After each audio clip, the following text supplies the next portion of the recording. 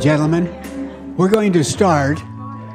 We have mislaid a mayor, and as soon as he comes, we'll interrupt the proceedings to allow him to give his welcome. But and he was going to start us off. 3 minutes. 3 minutes out. So I'll ad lib for 3 minutes. An old politician ought to be able to do that, huh? So let me give you some introductory comments and invite you all to come forward and sit in seats and be comfortable. Be as spread as you'd like. We're very cognizant of COVID. My own personal COVID cop is right down here, Dr. Gloria Duffy, who is president of the Commonwealth Club. And she's the boss of our house. Don't ever doubt that, and especially as it comes to COVID. And she's very careful of us. So, with a lot of reason, her mama died of COVID about a month ago. So we are awfully concerned about that at our house, and for your sake too. Here's Sam. Let me give the introductory comments. Come on forward, Sam. The early movies, which were showing the videos, which were showing during the reception period, really were a summary of the status of climate change in the world. They were thorough, fact-based, and they're telling us that we don't have much time. In fact, it was declared most concisely by the Secretary General of the United Nations, Secretary Guterres, when he said in 2018, the words from the report from the Intergovernmental Panel on Climate Change, made up of 72 Nobel laureates and others, and when he said to us that the findings of the Commission in 2018 were that we would have less than a dozen years, we could have less than a dozen years before the most serious impacts of climate change would become irreversible. So that we needed to get busy on this challenge immediately, now, in order to avoid not having a world for our children. And that caught my attention.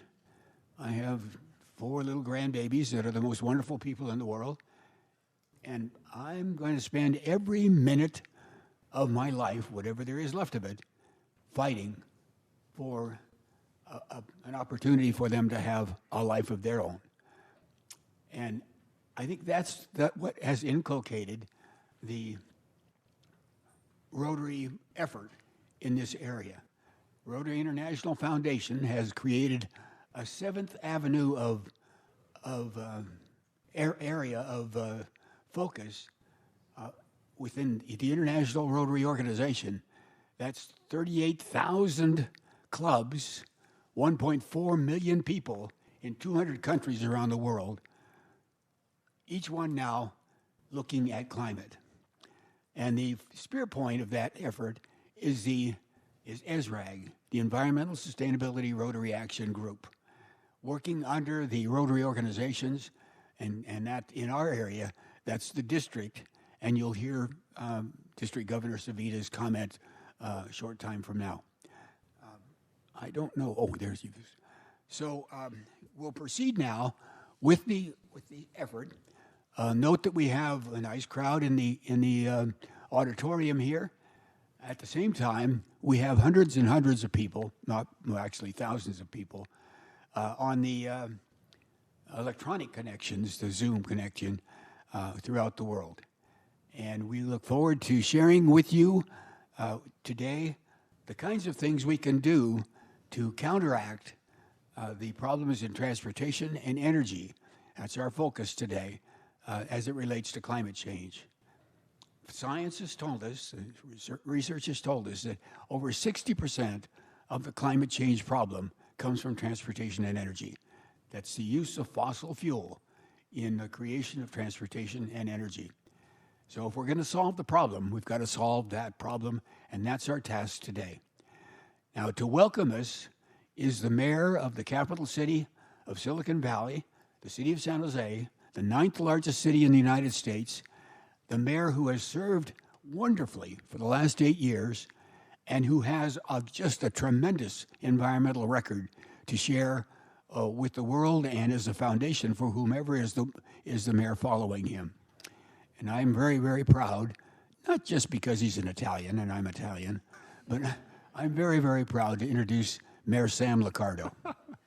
Rod, thank you.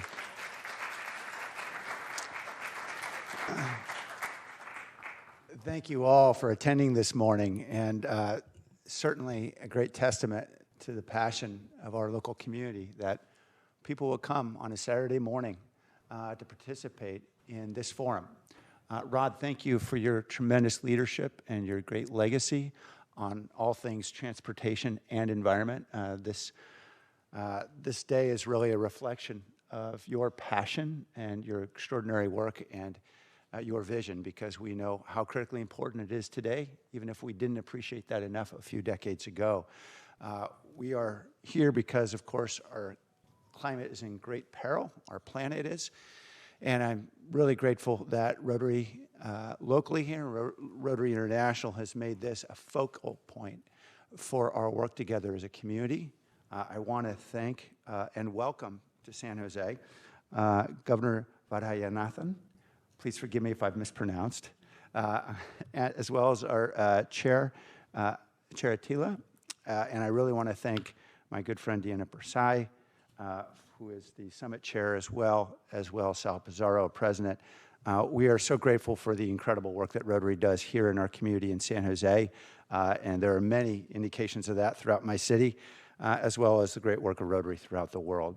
So thank you all for what you're doing. I think it's appropriate that we're here in San Jose and Santa Clara County because there's no region, I believe, in the country that better illustrates both the progress and the peril of green transportation. We have extraordinary progress to crow about, and like any other mayor, I'm going to do my share of crowing. But there are enormous obstacles that we need to focus on. And so let's start with the progress. The basic strategy for any city in trying to move the needle on reducing greenhouse gas emissions, particularly in the transportation sector, which, as Rod mentioned, is the great majority of our emissions, is first to green the grid, that is, to get an electricity grid that is providing electricity that is hopefully zero emission or very close to it. The second step is then to push your transportation activity and the rest of your economy onto that grid so that you can leave renewables behind. The good news is we've made enormous progress in both counts. In 2018, when the state of California was announcing through legislation that they were going to set a target in 2045 to have 100% of their electricity come from non-GHG emitting sources, zero carbon sources. The city of San Jose actually got moving forward with real action. We founded what's called San Jose Clean Energy. 4 years later, today, 95% of the electricity that is serving San Jose residents and businesses is carbon-free. That's an extraordinary amount of progress in a short period of time. And I appreciate the applause. You should be applauding yourself, because what we did is we created a community choice aggregation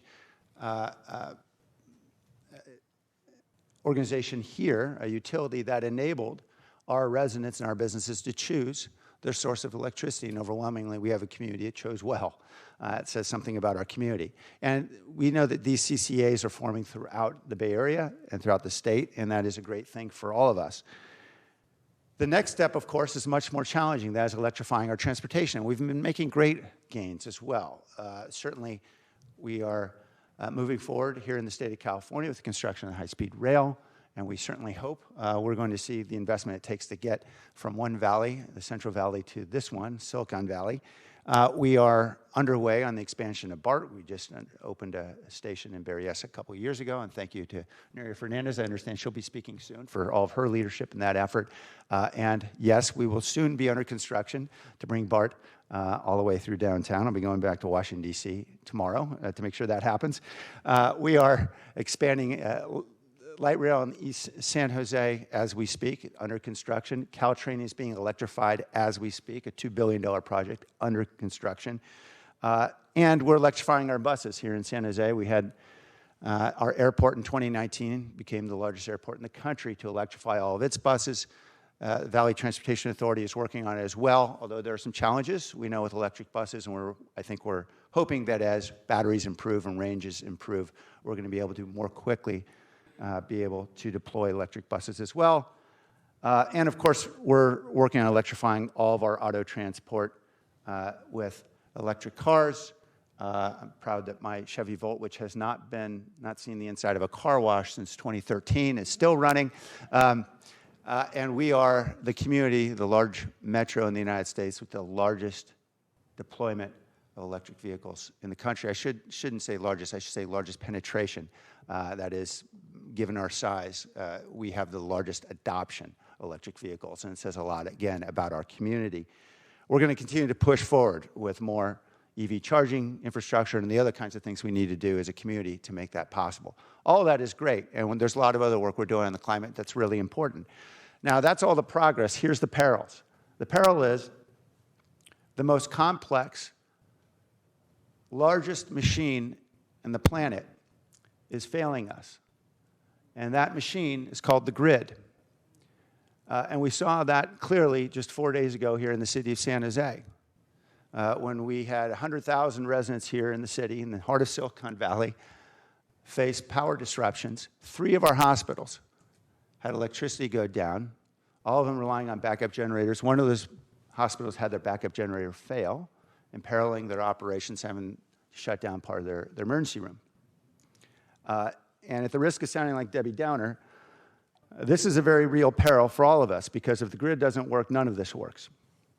And I should note, that's not novel for us. I think, as we all know, we had the very same situation happen in August of 2020. And by the way, none of this had to do with a PSPS event, a power safety shutoff. None of this had to do with a wildfire. None of this had to do with what the ISO warned us about, which was rotating blackouts because of a grid that was beyond capacity. It simply failed because of localized failures to maintain grid infrastructure here, PG&E in this case, with our local transformers. And certainly I've been very vocal in pointing the finger at PG&E, but the reality is this is a problem that's much broader. We saw, for example, just I think last year in Texas, 20 years ago was Superstorm Sandy and the East Coast. Our grid is in great peril. And so we face major challenges, and as a community, we need, as a nation, we need to make major decisions about how we invest in that grid to make all of this possible. And I'll just say it really forces us into a very important and profound choice that I don't think the public is well enough informed about. We can either continue the current, what I would call sclerotic model of grid dependence, or we can push forward with a new, reimagined approach of distributed generation and storage of energy. And we see one approach that is typified by, I think, what we've seen recently, I think last year, an announcement by our utility about investing in undergrounding 10,000 miles of distribution and generation infrastructure. That will come at a cost of nearly $40 billion. And by our estimates, at the current rate of undergrounding in Northern California, that will take about 123 years. Not very reassuring.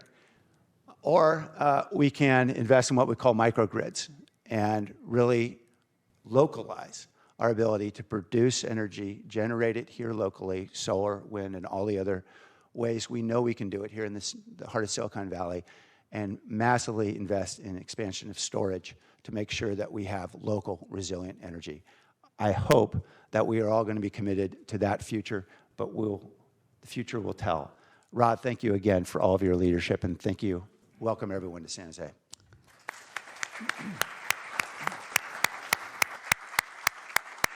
Mr. Mayor, we know that you have to leave, but we appreciate you being here. And you have set a foundation for future mayors in this valley that is based on the environment and gives us a chance for a good future for our children. And we can't thank you more for doing that. And you had to do that sometimes against pretty tough opposition, but you prevailed. And you, our governor, and our president right now, if we could keep you three together, we'd have a good poker hand. Thank you.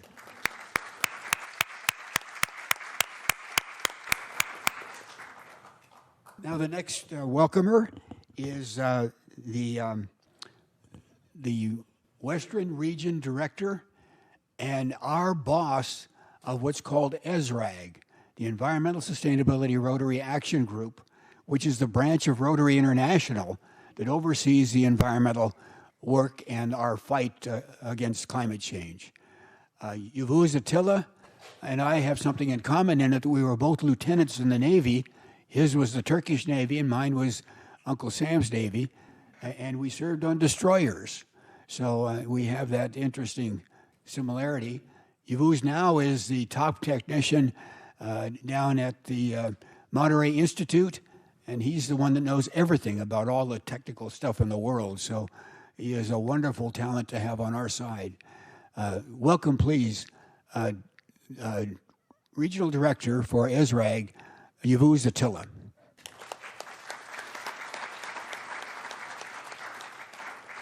Thank you, Rod. Thank you for the warm welcome. Good morning, Mr. Mayor, fellow Rotarians, ladies and gentlemen. And it's great to hear all the projects and about green transportation and clean energy done in our neighborhood in San Jose. And the environment is not new for the Rotarians. The Rotary International started the Preserve Planet Earth program in 1990. And the Rotarians around the planet implemented over 2,000 environmental conservation projects by 1996. And November 1st was declared as the Rotary Ecology Day. Again, Rotarians around the planet came together and founded the Environmental Sustainability Rotary Action Group, ESRAG, in 2015, connecting Rotarians and non-Rotarians since then to create awareness about our environmental issues and to take action to protect the environment for the future generations and create a sustainable future for them. Thanks to Hubble and James Webb telescopes, the age of the universe estimated around 13.7 billion years. And the planet Earth has been here 4.5 billion years. Dinosaurs went extinct about 65 million years ago, after living on the Earth for about 65 million years. Now we are talking about billions, about universe and the planet. How about the human history? Now we're going to just call thousands. 200,000 BC, Homo sapiens, the first modern humans, appeared in Africa. 62,000 BC, bow and arrows with stone point are used. 2500 BC, 25,000 BC, Bering Strait is crossed by humans. 8,000 BC, an agricultural way of life discovered in the Middle East, and sheep were domesticated. 4,500 BC, humans learned how to use the plow. 1200 BC, Moses leads his people out of Egypt. 1492 AD, the Americas were discovered by Columbus while searching of a shorter route to India. 1686 AD, Isaac Newton publishes his laws of motion and gravity. 1804, world population reaches 1 billion people. And Englishman Richard Trevithick launched the first practical steam locomotive. It averaged less than 10 miles per hour. 1844 AD, the telegraph is invented. 1959 AD, world population reaches 3 billion. Now we are almost 8 billion people on the planet. With the Industrial Revolution for the last 2 centuries, we have been burning fossil fuels for energy, along with the increasing world population to almost 8 billion people. We have been releasing more carbon into the atmosphere and causing the greenhouse effect, and now experiencing major natural disasters in the recent years, including record high temperatures, forest fires, big floods due to heavy rains, drought and forced migration, Arctic ice melts, sea level rising, and ocean acidification. And the baby boomers are the luckiest golden generation on this planet, coming from all the way from agricultural-based lifestyle and transitioning very fast into the high-tech and urbanized world. The humans used to live close to their food resources. Now we have to carry everything from the ag fields to the cities and commute many hours to work every day. And there is something wrong with this picture, and this is not sustainable.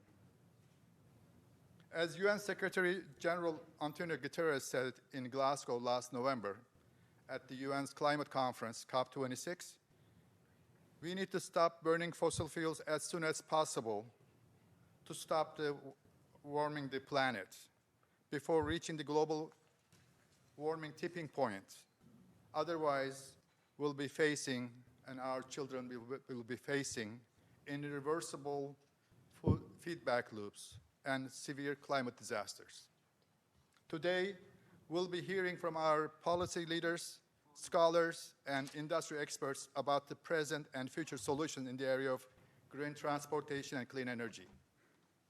I would like to take this opportunity to thank you all for attending this very timely summit in person or virtually. I would like to also thank our speakers and panelists, our summit organization committee for their tireless work for the last 6 months, and thank Rotary District 5170 and the Rotary Club of San Jose for their support, and the Santa Clara County for hosting us this morning here, and our sponsors, Green Waste Recovery and MTI Institute. As a closing, I would like to invite you to join ESRAG.org to connect and take action to protect the environment for our future generations, personally and together with our community. As it was said, we do not inherit the land from our ancestors. We borrow it from our children. Thank you.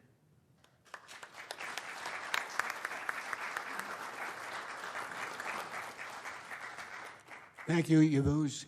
And let me accent the invitation to join ESRAG. It's $30, and it's the best investment you're ever going to make. So let me now introduce, if there's a mama for today, this is the mama. She's the district governor for the Oakland and Palo Alto all the way down to the Monterey boundary, and has 63 clubs under her leadership. She's been a profound leader all of her life and broken so many glass ceilings that they don't let her in glass areas anymore. And she's been the mayor of Cupertino. She has been a successful person in business, chamber president? Not chamber, Rotary Club president, and just a profound person in every respect. Savita Valdanathan is here with us today, and she'll let us know what we need to be doing in regard to the broader Rotary objectives.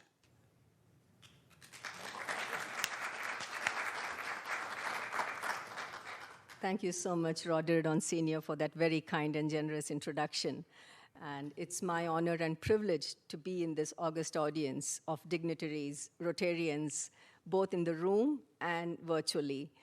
I'm Savita Vaidyanathan, and as Rod said, I'm the district governor, and the district governor is for a district, and the district number is 5170, which is comprised of 62 clubs, and we have some Rotary dignitaries in the audience, and every Rotary meeting, we introduce them. So it's my honor to introduce past District Governor Ron Seckel.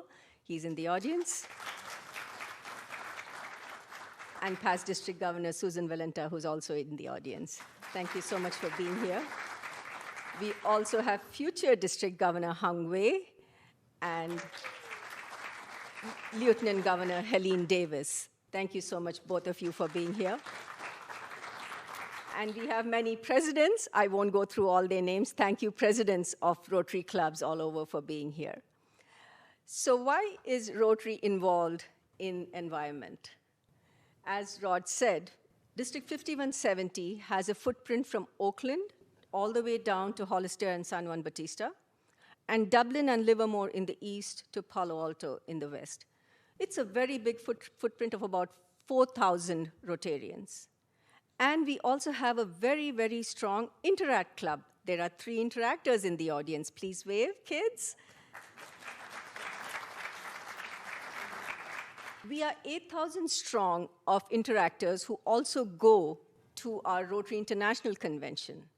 And we are doing this for our future, for our kids, for these interactors, for all kids of the planet. Rotary has something called areas of focus.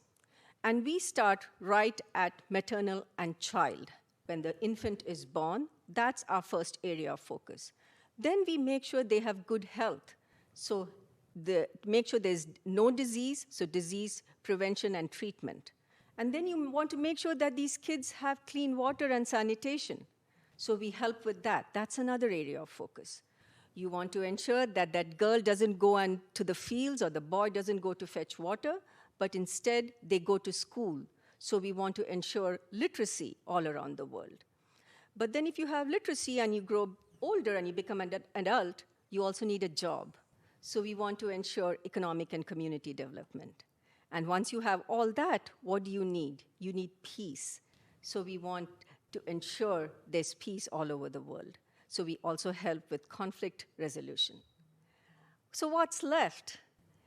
When people did projects all over the world, Rotary International and our foundation at Rotary International noticed that a lot of projects were being done for the environment.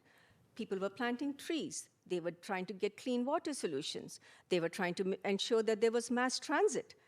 So all this made them think of, let's start a 7th area of focus. And this is our brand new area of focus, the environment.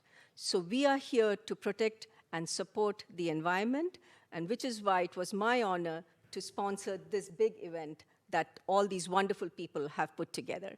And one small personal note, I was also on the board of VTA when Mayor Liccardo was the chair, and our supervisor, Cindy Chavez, was also here. And one of the main things I personally voted on was BART. And some of you will be going to see that later today after this event. So the BART station is also very personal to me. Mass transit is personal to me. The green environment and clean energy is very personal to me, and very personal to me also for the future of our kids. And I'll just hold this up and point out to 2 of our membership chairs in the back, Geeta and Camilla. Please visit them in the courtyard in the back.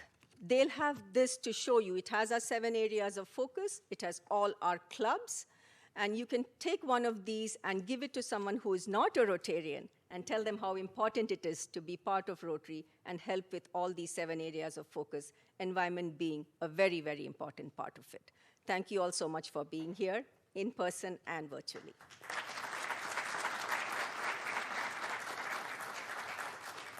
Thank you, Madam Governor. Thanks for the leadership image that you present to us and the task that you share with us, and we'll try to make you proud. Thank you. Okay, the next speaker was supposed to have been the mayor of San Jose, and Sal is shy, not really, but he yielded his opportunity to speak. Sal's right here. He attended, and thank you very much for your leadership and guidance.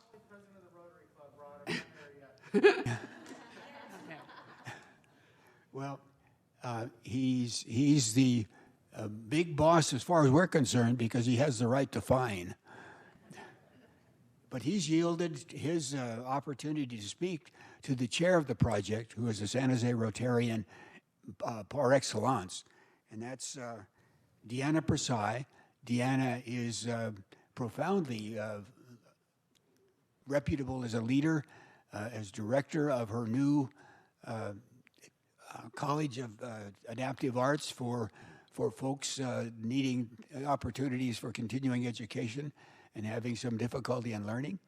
And she's also recently given a TED Talk, and she's been chosen by, she has too, but she hasn't done it on TED yet.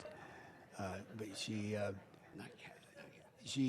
has just been chosen by CNN as a national CNN hero, and many, many more accolades.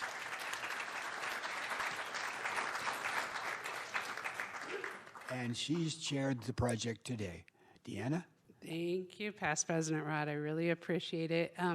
This has been a labor of love, and I thank each and every one of you for being here. District Governor Savita for supporting this. It's been just amazing. My team with Mark and Debbie and Brenda and Sheila and Maggie, it was a labor of love. There's two main loves of my life, and it's Rotary, because we're persons of service, and it's being a mom. And I look out at, we have some Rotaractors and Interactors in the audience. Can you guys stand up? Our San Jose State Rotaractors, which is college students. And Gunderson High School Interactors, which is high school students. Thank you. And when I look at them, I see my children, and I want them to have the same future that I had growing up. And it's going to take collectively all of us coming together to work through these solutions to ensure a sustainable future. So I'm very grateful to you all for being here. This is just the beginning of many rich conversations of how we can come together individually and as families and communities and policy to move the needle to what we need to get to. Logistically, I've been asked to say there's bathrooms outside, or right outside the doors. We will have a break, and there's lots of exhibitors and wonderful food from Full Circle Catering. I'm really proud to say it's all plant-based. So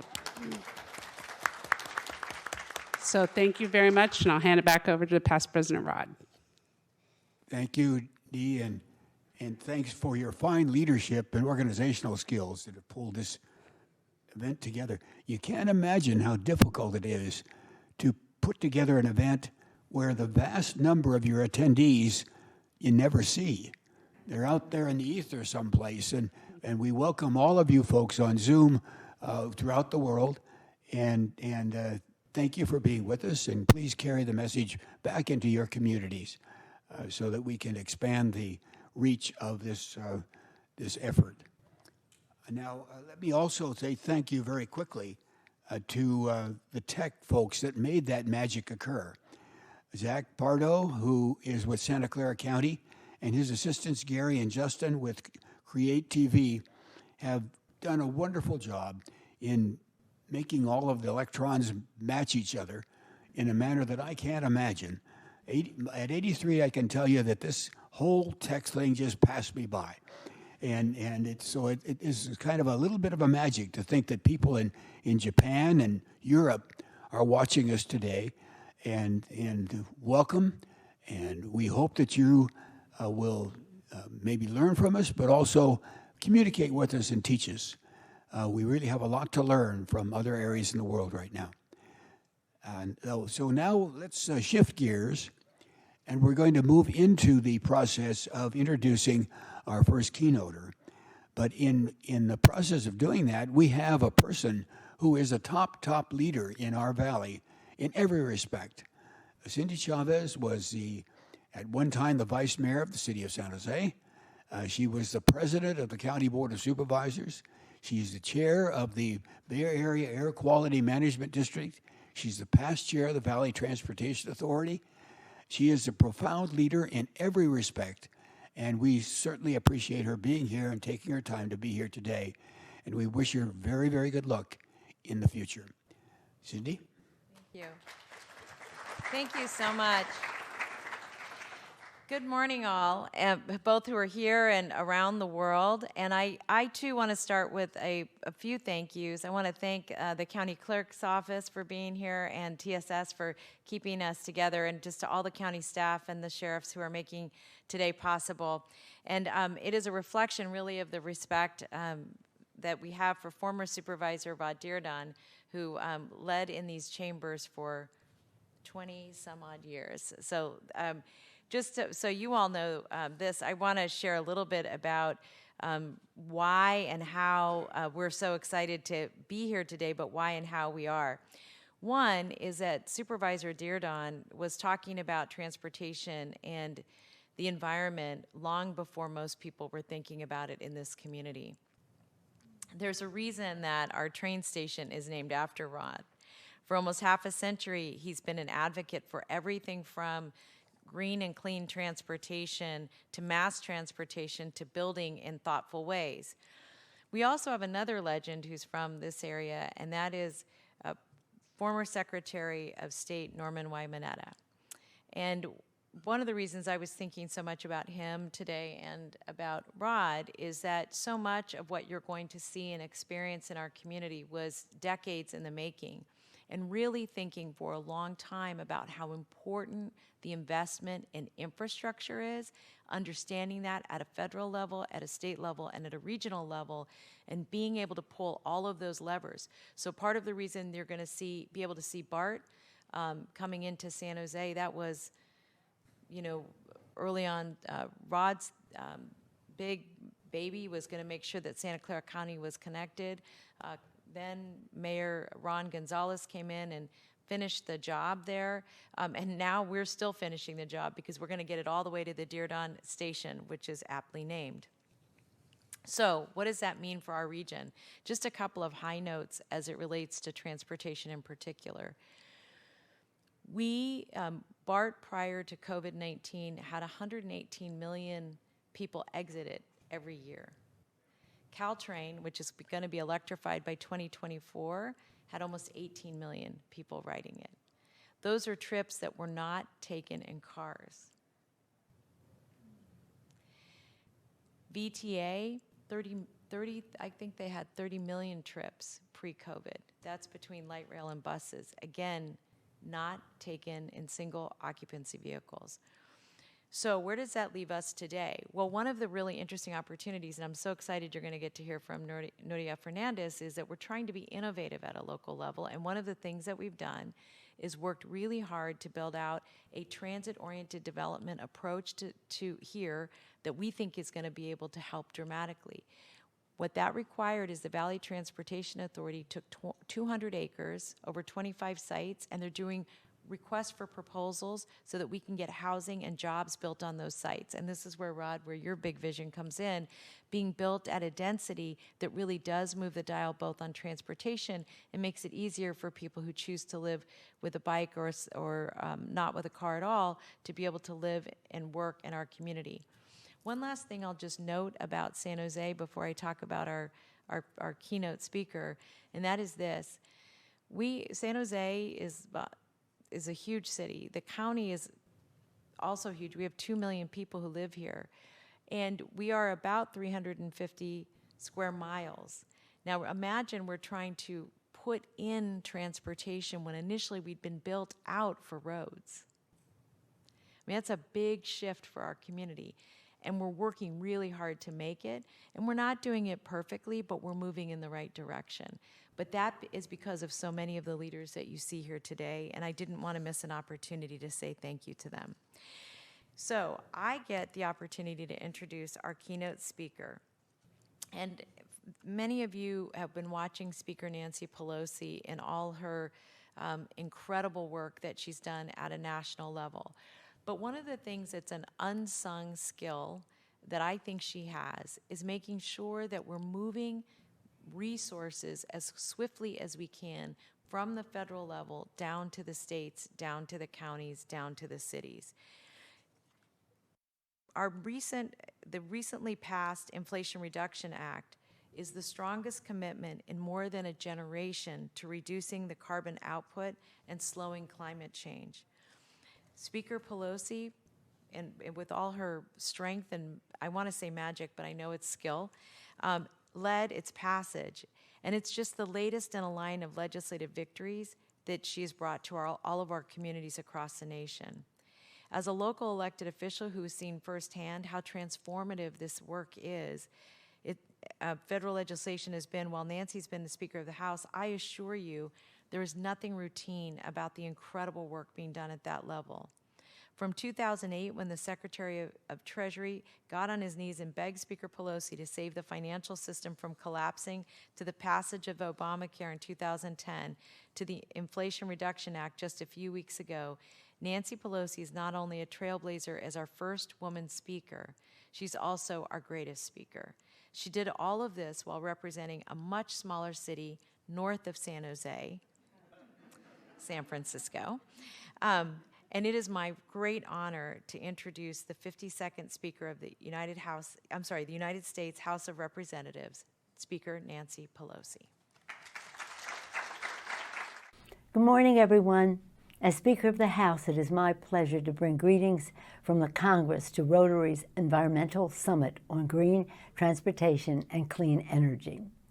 Thank you to Supervisor Chavez, Mayor Liccardo, Rod Diridon, and all the tireless leaders gathered here today. House Democrats are proud to be your partners as we confront Code Red for Humanity. With our 2020 Climate Crisis Action Plan, the House Democratic Caucus laid out a bold vision to save the planet. And last month, driven by your advocacy, we enacted much of that vision through our Inflation Reduction Act. This monumental legislation represents the largest federal climate investment in history, powering America toward a clean energy future and slashing carbon pollution by 40% before 2030. Guided by President Biden's commitment to equity, this legislation also delivers $60 billion to advance environmental justice in our most vulnerable communities. The Inflation Reduction Act builds on the groundwork Democrats laid through our bipartisan infrastructure law, including the largest ever investment in public transit, the largest investment in passenger rail since the creation of Amtrak, and historic funding to get lead out of our kids' drinking water. Our nation has taken key strides toward loosening the stranglehold of big oil and advancing the public interest over the special interest. Together, let us continue our ferocious fight to build a brighter, cleaner, healthier future for the children. Best wishes for a productive summit. Our hopes are riding on you. Thank you.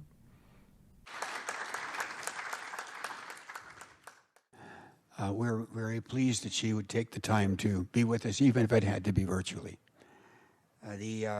So thanks again to the speaker and to Cindy. We wish them both good luck in the future.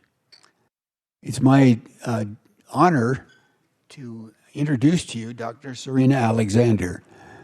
Dr. Alexander is a researcher with the Mineta Transportation Institute, but more than that, she's a professor at San Jose State University in the area of urban planning and regional planning, and she's made her mark at the university in a way I haven't seen a young professor perform ever. And I've had over 20 years at the university watching for young talent. She's advising the U.S. Department of Transportation in the Undersecretary's Office for Research. She is doing all sorts of other things. You have her bio in the material that was passed out to you, and we just really appreciate the fact that she is sharing that talent now with our university, and hope that we can keep her as long as possible. She has a master's degree in urban planning from California State Polytechnic University in Pomona, and has many other accolades. I can't see where your PhD came from here. Cleveland State University. Thank you for the help. And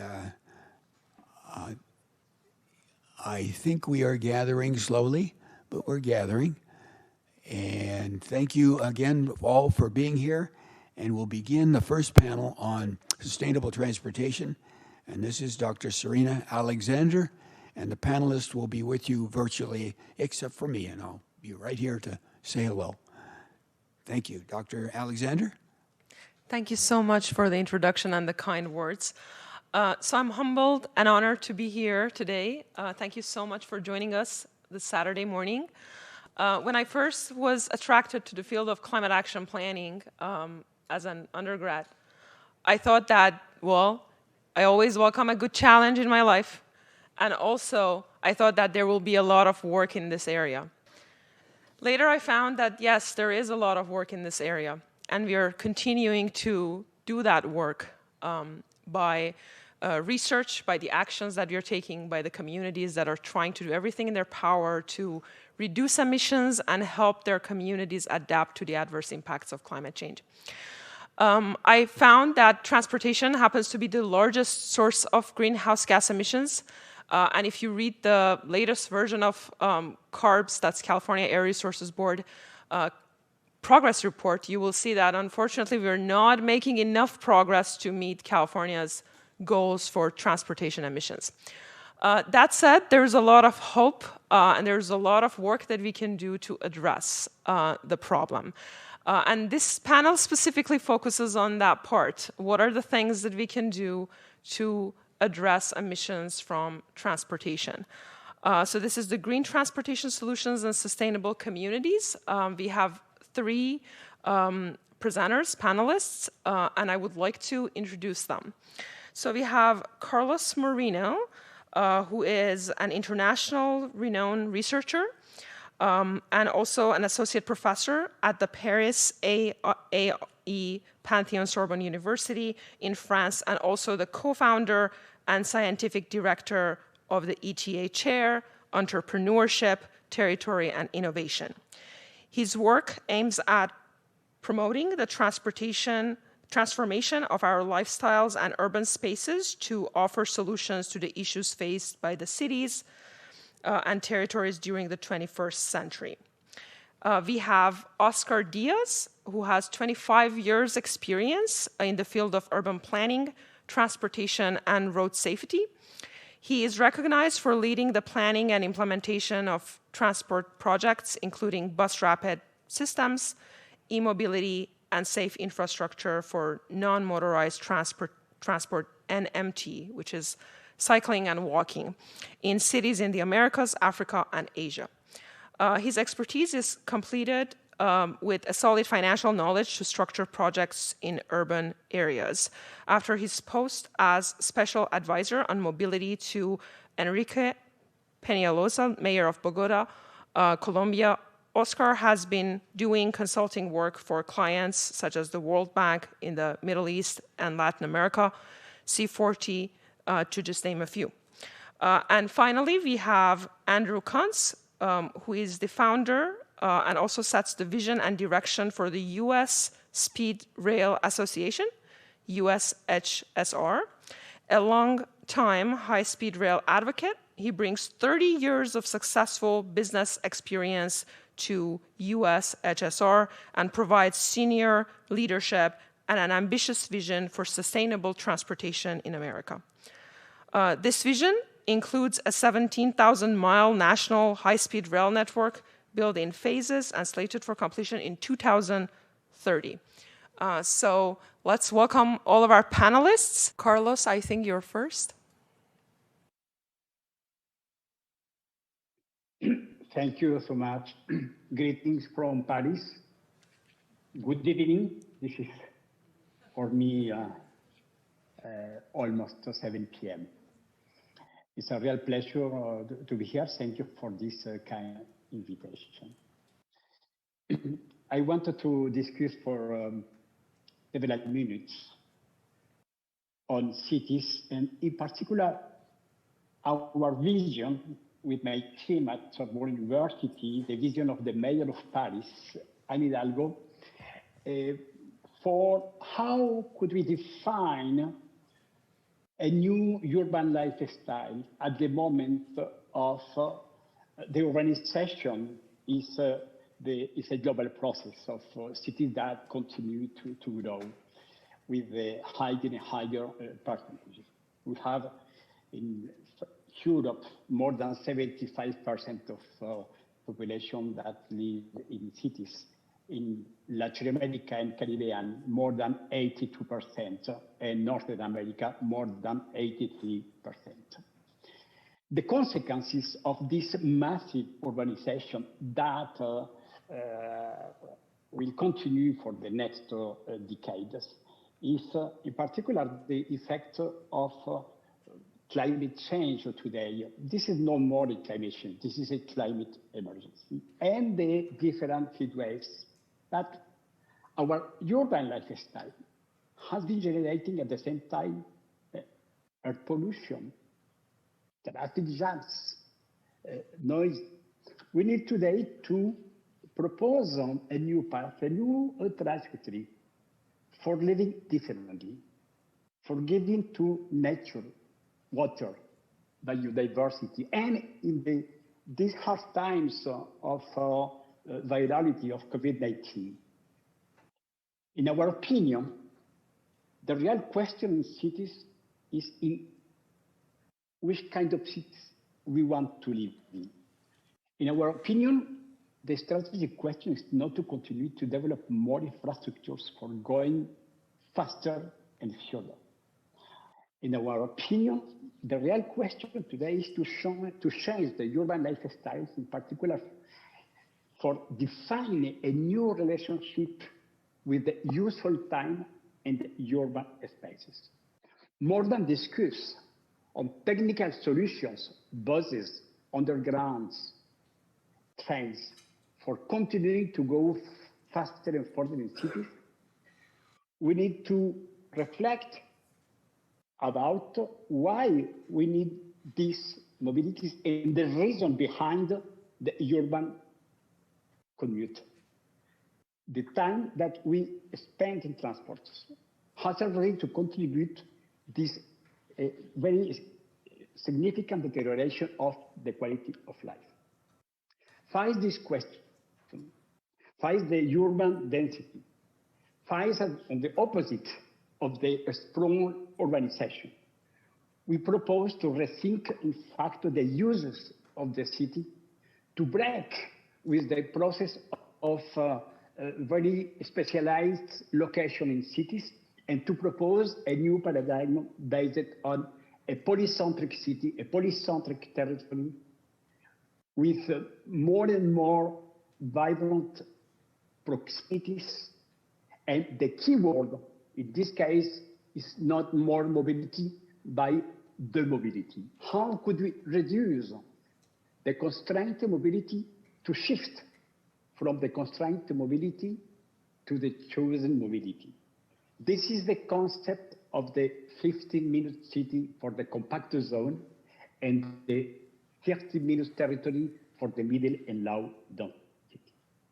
In this new way, in this new trajectory, in this new journey, the 15-minute city is a city of proximities, and in this case, we wanted to transform our cities into a vast network of places for developing more and more local activities. This is another way for living, for consuming, for working. We wanted to explore more and more proximities for offering a new rhythm of the city based on a model based on 6 essential functions for living differently. To live in the good condition with the organic density. To reduce the long commute from my home to my office with the decentralized corporate work using remote technologies. The first one, to relocalizing employment, to localizing local services, and to relocalize short circuits for supply. The fourth, to offering more more local services for helping, for taking care with the physical and mental health. The first is the education and culture in proximities, and the fifth to enjoy with the public spaces, not for cars, but for human, without pollution for the air and for the water. This is the model of the 6 essential functions for cities or for territories. In the compacted zone, we have proposed to transform public spaces for developing more pedestrian activities, to develop protected lines for biking, for developing a powerful grid of green areas, for having more and more capabilities for developing social interactions, for developing local economies, for having more public spaces for women, for developing gender equity, for take care of fragile people, for having to fill more and more spaces for living safely. We consider that this way is the ecological way because we have the possibility to reduce naturally our CO2 emissions, because in this case we could reduce the traffic jams today. This is the chrono-urbanism, to change the rhythm of the city. The second benefit is to use more and more the infrastructures building that existed today. In the reason of the functionalism today, the buildings that existed today are used only in general, in the average, 40% of the use of the time. 60% of the time, a building is closed because we have one building when at.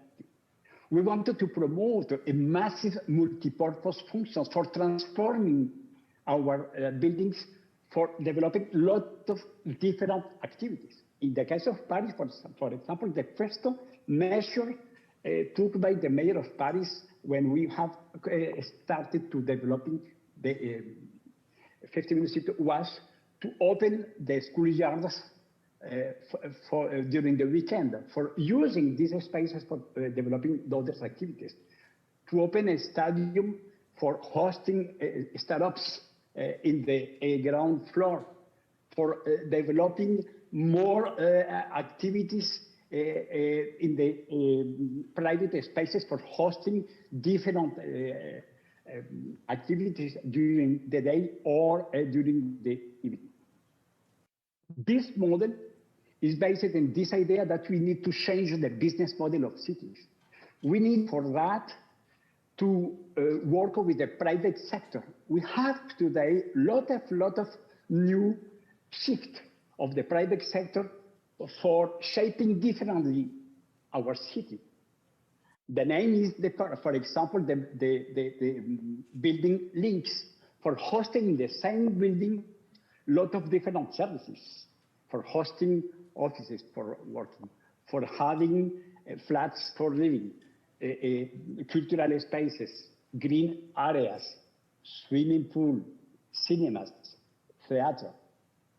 We have launched in Paris an ambitious program for transforming our city in this way. The mayor of Paris, Anne Hidalgo, a pioneer of this concept because she has started with this vision before the COVID-19. In 2019, she said the 15-minute city is a big bang of proximities. This is a new backbone for federating more and more local activities, for reducing the constraint mobility by diesel cars, by individual cars, or even by the mass transportation in the poor conditions. The number of minutes is not important. 15 is today a joke because this concept has become today very popular around the world. UN Habitat, during the last World Urban Forum, the executive director, Mamouna Motsheriff, said the 50-minute city is a very important transformation in our cities today for having more ecology, more proximity, more solidarity, and more citizen commitments. We need to fight against gentrification. This is very important. For that, This process of the 50-minute city is not a process only for the private sector. This is a new urban policy based on the common good, the urban common good. This is a scientific proposal of the first women Nobel Prize, Eleanor Ostrom, in the 2007. The common good is the possibility for offering transparency, for offering a new process for participatory budget. 50% of the budget in Paris is dedicated to the participatory budget for citizens be committed. We have launched a new process, the citizen context, name it, you could transform our cities for involving citizen dwellers, for involving neighborhood in this process of our transformation. The more important with the common good is to offer in a high quality of life, because in fact, this is our target for us. Our target is not to have the possibility for going further or faster. Our target is to offer essential services. In the developed countries, this is the case in France, in Paris, where I'm living for 43 years, but at the same time in the global south, in Latin America, we have a very, very strong cooperation with the United Nations, UN Habitat for that, with the C40 cities, with the UCLG, for offering no more investments for infrastructures, but to redefine the process for rethinking city. We need to rethink city by the users, by the services, by the local activities, more employment, more social links, more economic creations, more added value. The proximity could become a happy proximity in a polycentric city. Jane Jacobs said, a vibrant city, a living city, is a city when every time and everywhere I have a choice without being constrained to use my individual car. We wanted today to transform this process, but this is not a magic wand, because we have been living for several decades in a segregated, fractured, segmented city. The majority of population is constrained to go early at the same lifetime from their home to her office, and to spend more than 2, even 3 hours for a round trip in the day. We have accepted the unacceptable. We have accepted the poor condition of the mass transportation. We have accepted to lose the useful time. We have accepted to lose our familial interactions and social interaction, because we have during the day only the possibility for being in my office, and when I come back, it's too late. We wanted to recreate this urban lifestyle, and the spark for launching this new process, we needed to acknowledge that was the COVID-19. I proposed for the first time this model in 2015, just after the COP21. During 4 years, we are on the road, but with the COVID-19, the planetary virality, we are constrained to live in the lockdown, in the extreme hard conditions. And the most important point was this new capability for rediscovering the useful time, in particular for the young workers between 20 and 40 years old, that this segment of the population weren't today to return in the office every day, 10 or 8 to 10 hours per day. We have a deep transformation for the workers, for having a different rhythm for living in the city, for having more sociability, for having more familial activities. We have totally committed for continuing in this way, and in the World Urban Forum, we have launched with UN Habitat, C40 Cities, UCLG, Smart City World Expo Barcelona, the new International Observatory of Proximities, for having a virtual and physical place for federating lot of initiatives around the world in this way. This is the good news because this concept is today implemented in several cities around the world, in all continents, in different cultural, social, economic, religious, political contexts, regardless of the size of density of cities, from the very small ruralities with just several thousand inhabitants or several thousand inhabitants, until the big metropolises as Seoul, Busan in Korea, or in Paris, Buenos Aires, Bogota, etc. I think that I should finish now because 16 minutes I spent. Thank you for your attention. Thank you so much, Carlos.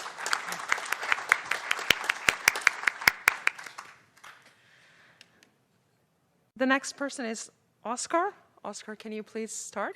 Okay, so thanks again for the invitation. I'm just gonna bring some examples from around the world to try to make our cities greener and more sustainable.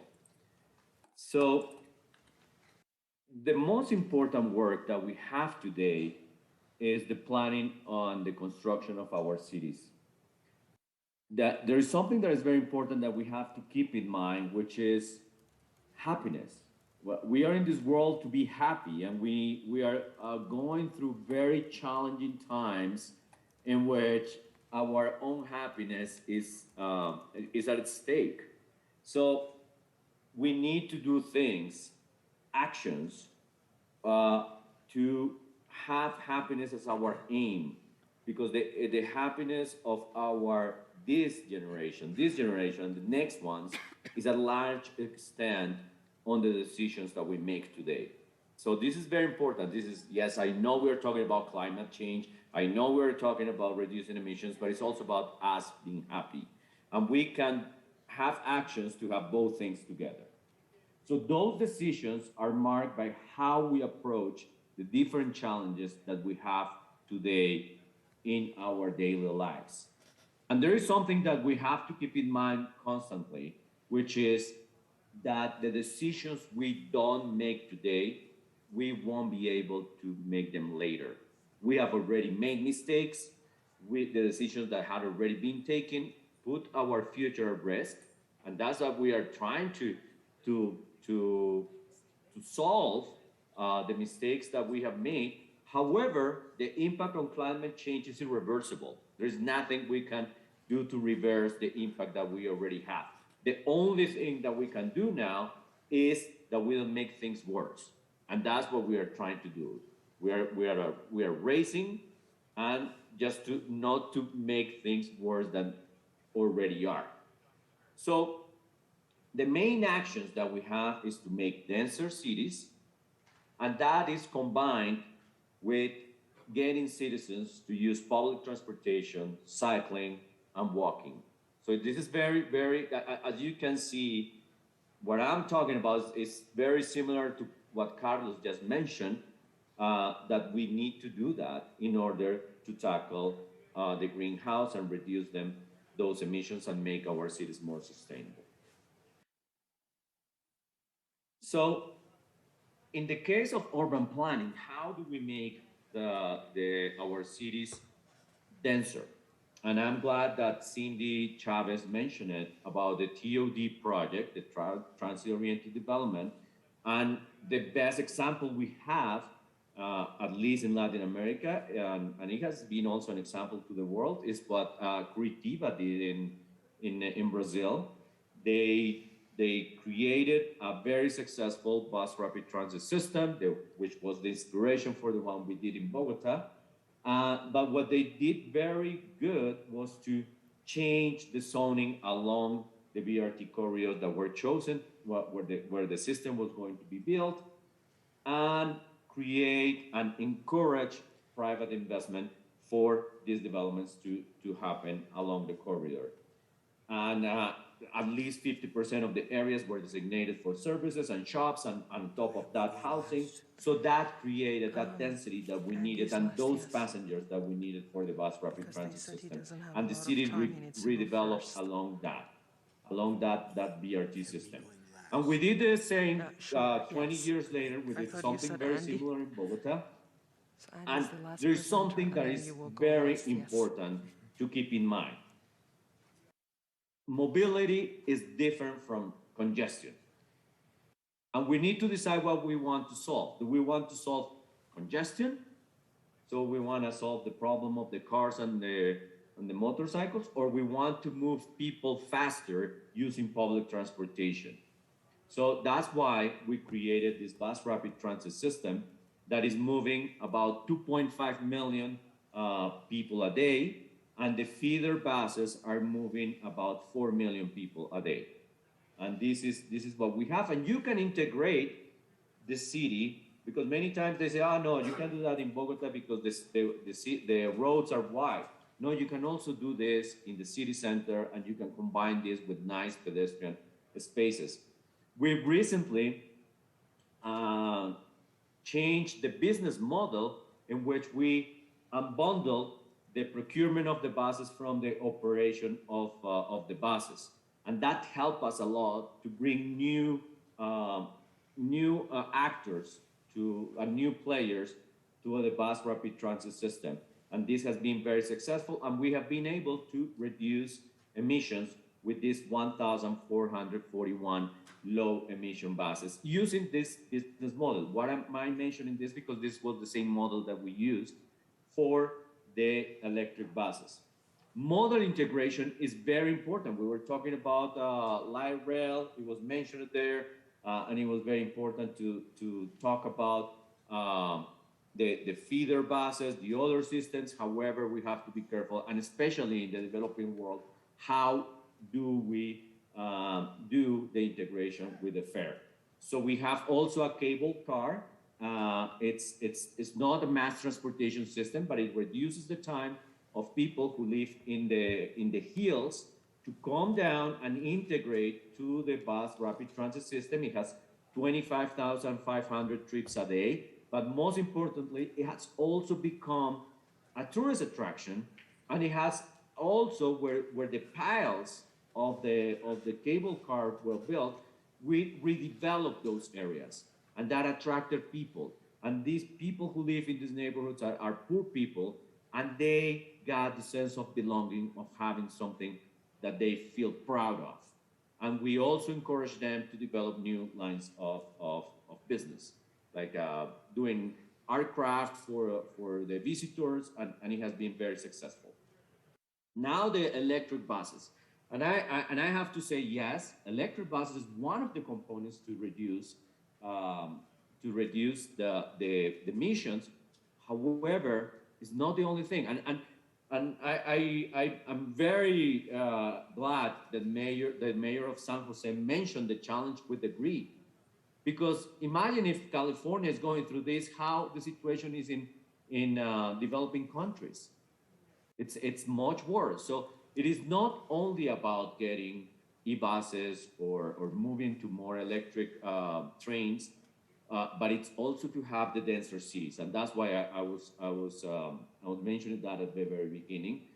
Today, Bogota has the largest fleet of electric buses outside China. We have already almost 1,300 buses running, and by the end of this year, we're going to have almost 1,500.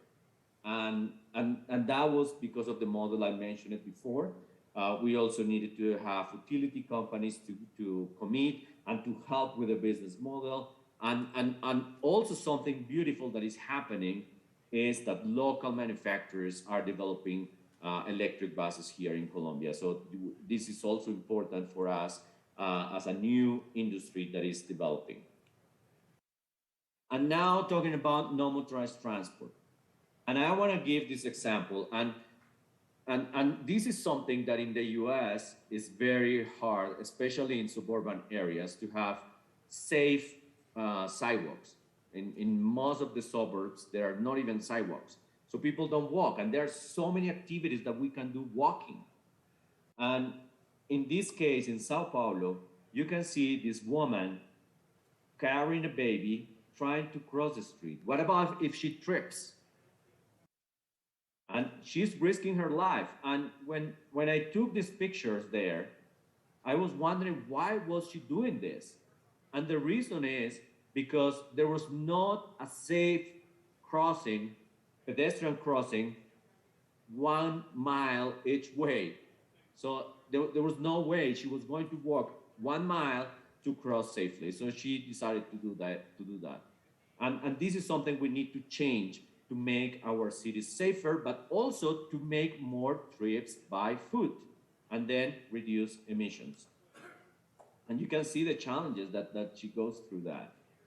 So there is something that we also need to consider, which is bicycles. Bicycles are very important for our daily mobility. In Bogota, in 20 years, we went pretty much from 0 trips to 1.2 million trips a day. And this is very important. It's about 8% of the trips that we do daily, and it has given the opportunity even for people in wheelchairs to move about because of the bicycle paths.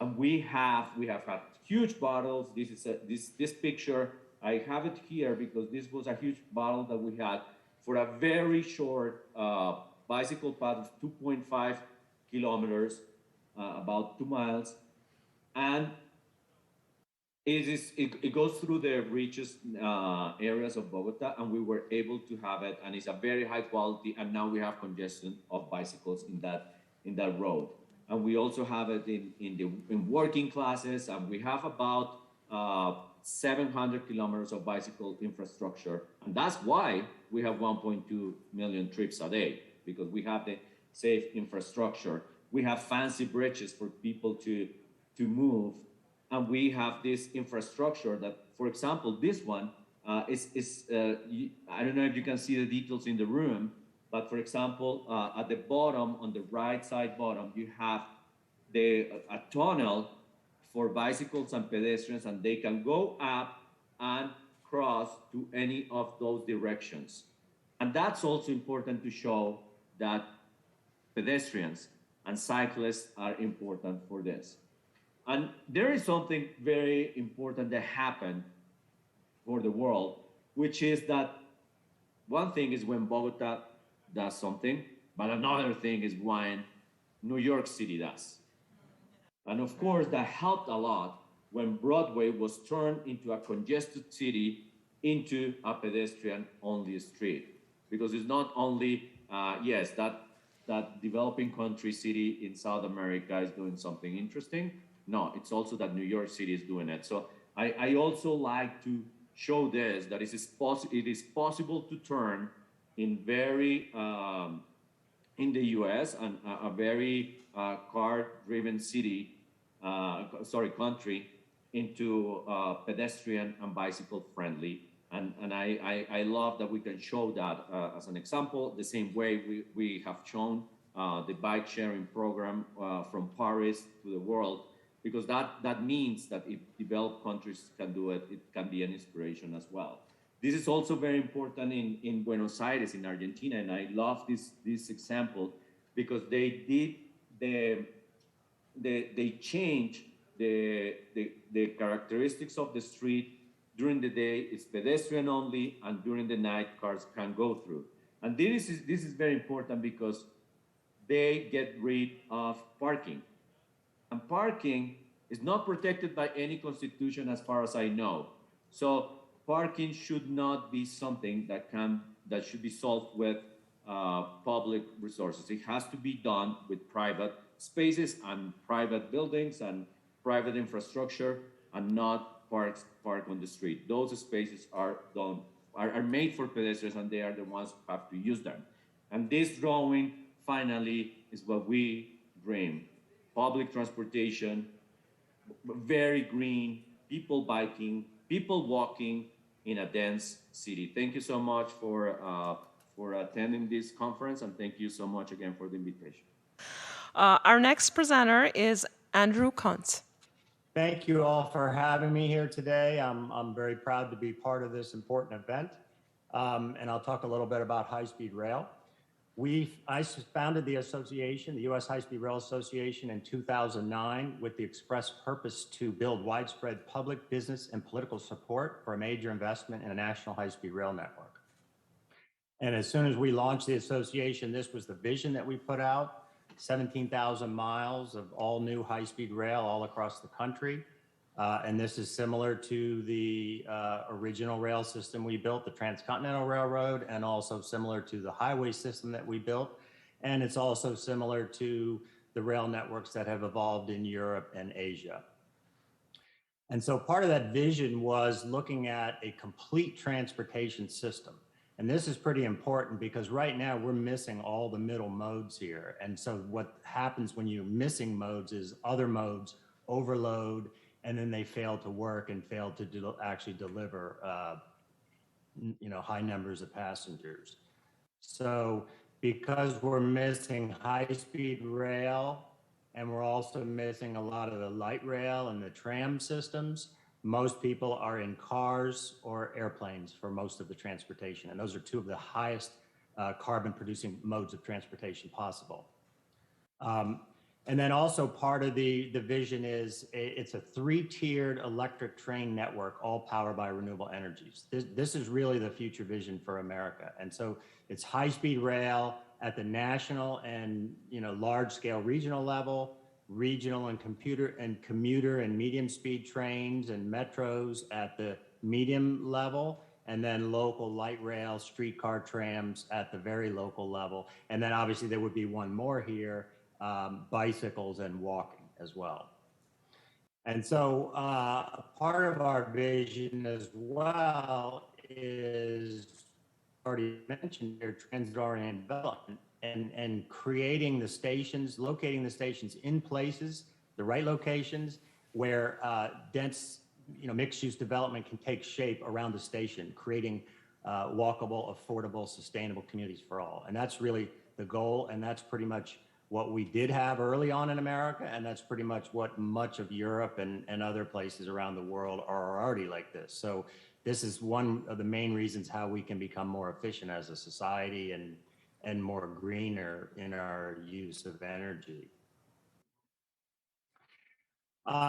Recently, we formed in last year the U.S. High-Speed Rail Coalition. This was a special project of the U.S. High-Speed Rail Association that we set up to deliberately advocate for federal rail funding.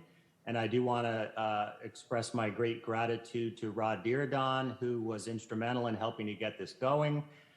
He was also instrumental in bringing in Norm Mineta, who was one of our original co-chairs as well until his recent passing.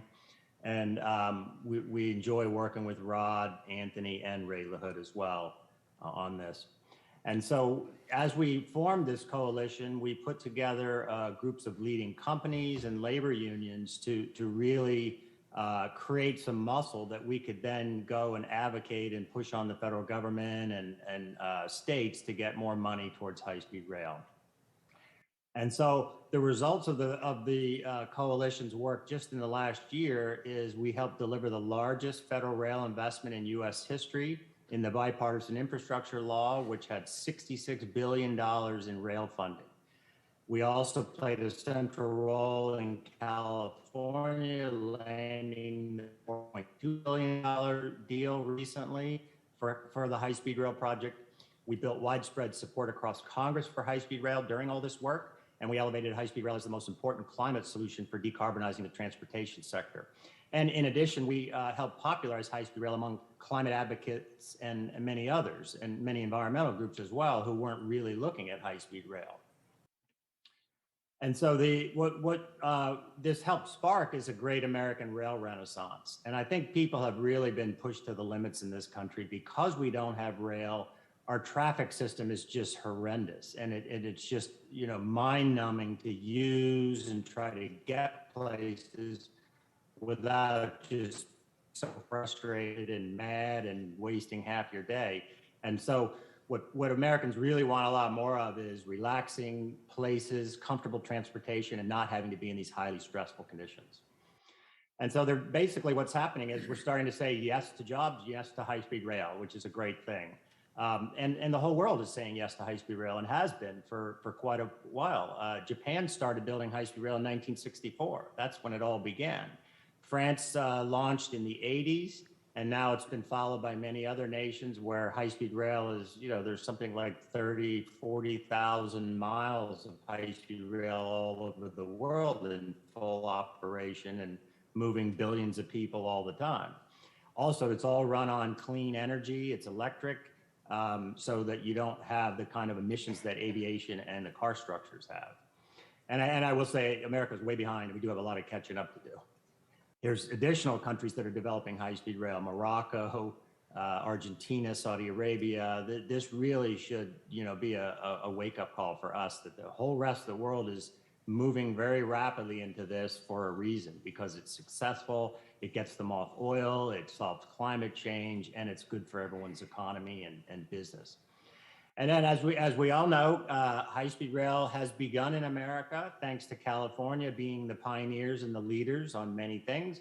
And once again, I will thank Rod Dearden for being in the early stages of all this and helping to get this going, being the first board director of the California High-Speed Rail Authority. And we endlessly thank him for his leadership and undying support for this mode. It's finally taking shape. So Rod, you must be proud after decades of work leading up to this. And there it is, California's leading the way. We're all looking forward to being able to zoom around like this. And so there's the map. It's an 800-mile system. It's going to cover the whole state. It's going to connect California like never before. It's going to be powered by 100% renewable energy, and it's going to really show America what high-speed rail is all about. And there you can see it's well under construction. It's a massive project. It's extremely expensive. It's extremely difficult to build. It's challenging, but the rewards will be 1,000,000 times more valuable to us all than what the struggles were to actually get it built. And then in other parts of the country, high-speed rail is taking off. This is a medium-speed rail project in Florida. Brightline, it's a private company backed by Fortress Investments. They really understand the value of rail and delivering very high-quality rail experiences for the public. And they've just now completed their extension to Orlando, so they're testing trains now. So pretty soon you'll be able to go from Miami to all the way to Orlando and Disney World and all the tourism spots there on a fast, easy, comfortable train that's reliable and luxurious and low carbon as well. And the same company, well, actually, let me back up. This is the second project that we're focusing on is the Texas Central Project, which will connect Houston and Dallas with world-class high-speed rail. And then the same company who's building the Florida one, Fortress, is also in the works on a high-speed rail project between Las Vegas and Los Angeles. And that will eventually expand beyond those places as well. So there's a lot of things taking shape around the country. And we have a West Coast rail taking shape as well. California obviously is well underway, but soon to follow will be Cascadia high-speed rail up in the Pacific Northwest, which will be a system to connect Vancouver, Seattle, Portland, and Eugene. And then eventually, as our map on the left shows, connecting all the way down into the California system. So you've got an entire West Coast line from north to south. Microsoft has gotten behind this Cascadia project in a big way because of all the things that it will do for the region, improving mobility, improving the ability to have meetings with people on short notice, that universities can get together for brainstorming sessions. They're also looking at, it's a major way to deliver affordable housing to their employees because the Seattle area with employers like Microsoft and Amazon, everything is high priced, kind of very similar to the Silicon Valley area. And so high-speed rail is going to offer a relief to that, where people can, on 20, 30 minutes on a train, can get to an entire affordable community. So several studies have been made already on this Cascadia project, each one saying, it's great to do. The one study showed on the economics, showed over $355 billion in benefits based on a $42 billion investment. So that's pretty good return. And these are some of the things that they really highlighted in these studies. And again, these studies are available on our website if you're interested, ushsr.com.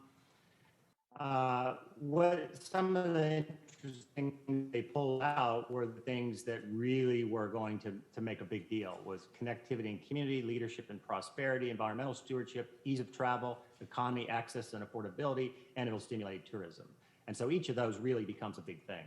So when you pull back and you look at high-speed rail, this is the silver bullet. We always hear people say, oh, there's no silver bullet and all that, but in this case, this is the silver bullet. Because when you look at each of these big problems that we face, energy, climate, safety, and congestion, and you look at all the possible solutions, high-speed rail comes up #1 in each of these categories as the best solution that will do the most solving that problem. So it's pretty incredible when you think about that.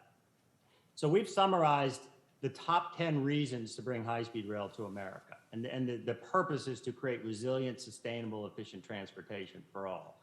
So congestion relief, it's alternative to flying, which gets worse and worse every day. It's a safe form of transportation. It's energy security and national security all wrapped up in one, which is now even more obvious with the war going on in the Ukraine and energy supplies being a problem. This gets us off of oil and gets us free from petro-dictators and the global situation where we're dependent on other nations for our operations of everything. It's a light freight solution that will help make the light freight system much more efficient, such as Amazon packages, FedEx, things like that. All that can be shipped on trains much more efficiently than airplanes and trucks, how they move now. It's a major climate solution because it can decarbonize our transportation system quite rapidly, in multiple modes, aviation, cars, and trucks. It can deal with all three. It's a housing affordability, as I mentioned. It's a way to revitalize cities and redirect sprawl into smart growth and dense infill around the stations. And it's an economic development tool, and it's a job creator in manufacturing and construction. It'll also create jobs in development and real estate around the stations, and also in the tourism that will be stimulated by this.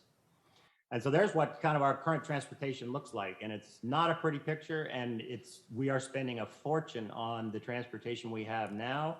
And actually building high-speed rail will be cheaper and solve so many of these issues that we deal with that just don't ever seem to get solved. High-speed rail is also one of the great benefits. It's a clean and green system. It can be 100% powered by renewable energy, and that's already on the list of goals and requirements for the California project. And so this is a way that we can really ramp up green transportation and green energy in parallel together.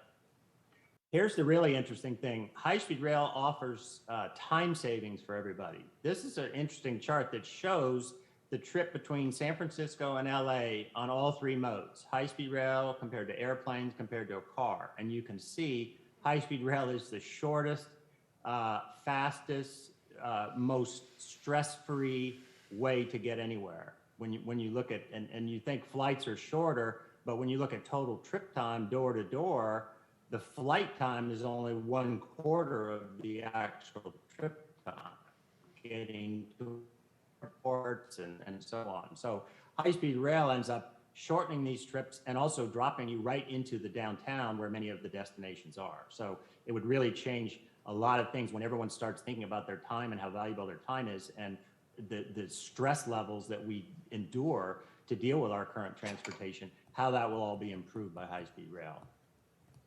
And there you can kind of see the choice. Where would you rather be, in a zooming train going 220 miles an hour, getting quickly to your destination, or sitting in unpredictable traffic hell, never knowing what time you're going to get to where you're going?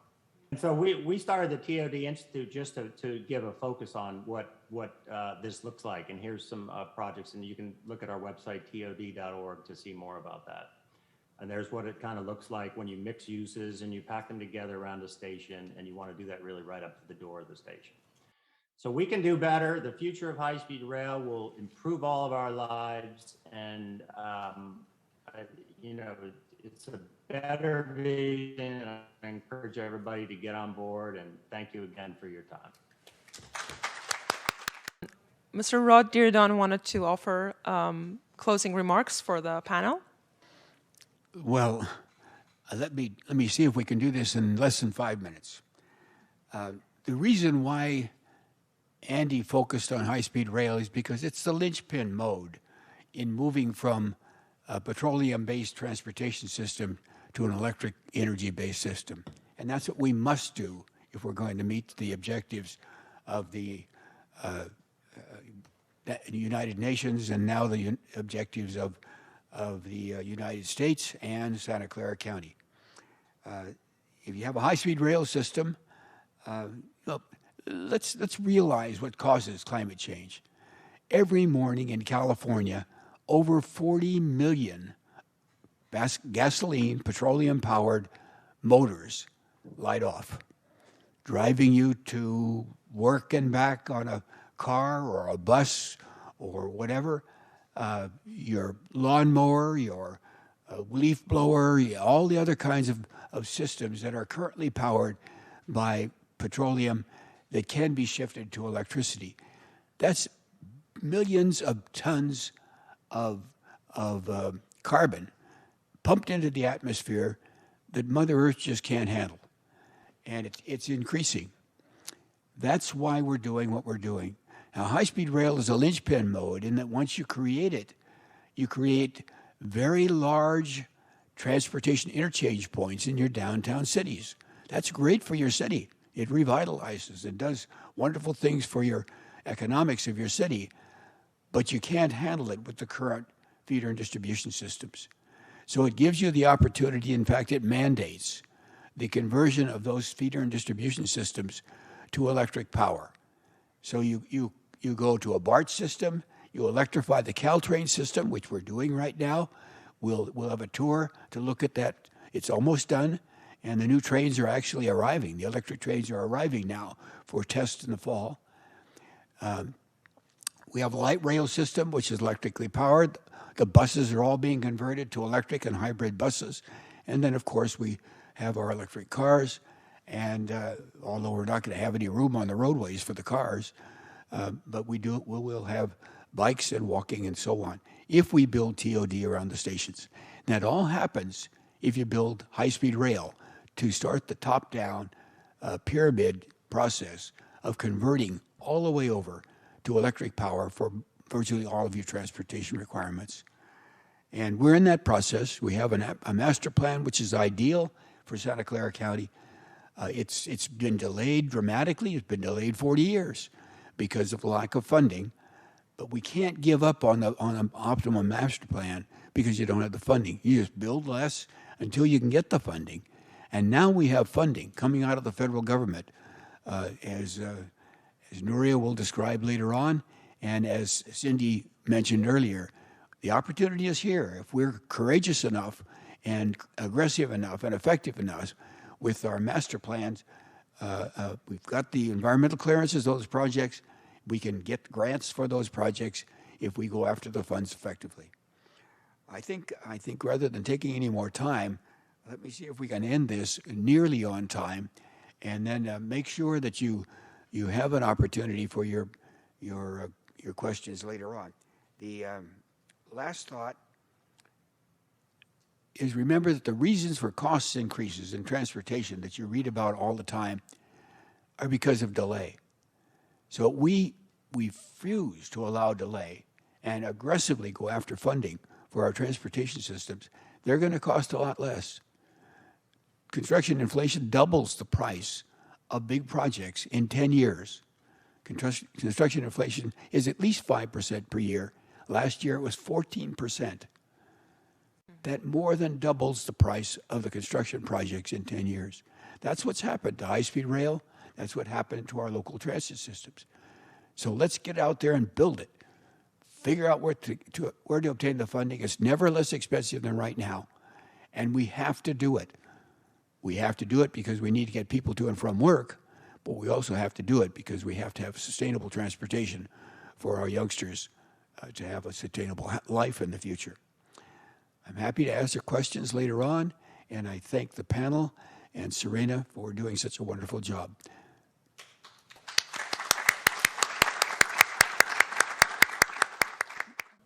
Now let's begin again with our final panel, which is now a retrospective of the a plenary session, and it's being led by a rather unique individual.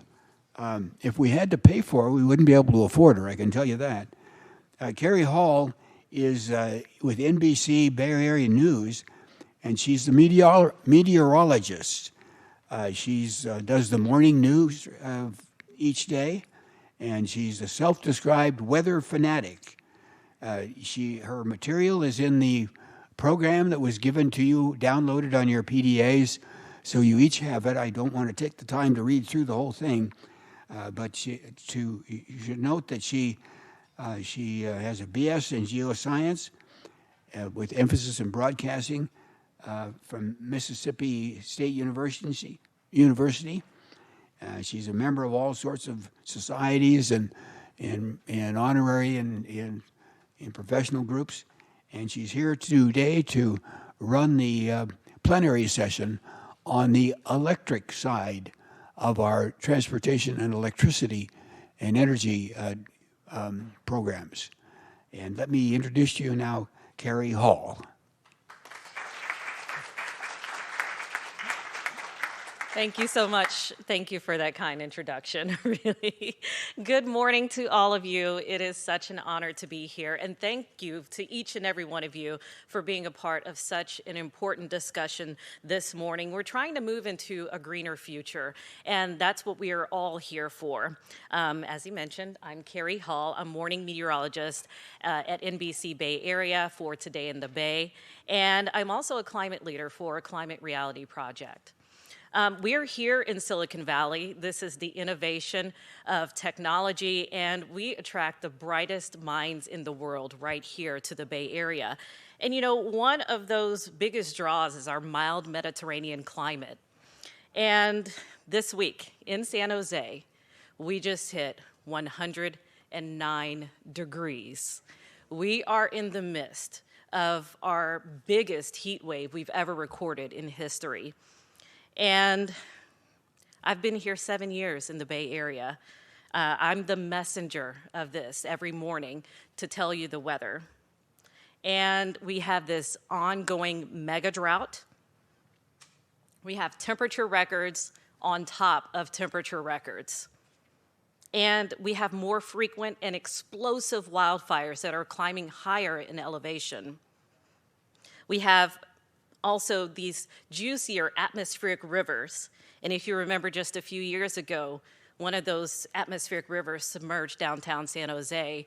And also, we've had more intense lightning storms, as well as just a couple of years ago, all of the fires that were set off in the Bay Area hills as a result of that huge lightning storm. And then we were choked out in the most toxic air quality in the world for months on end as a result.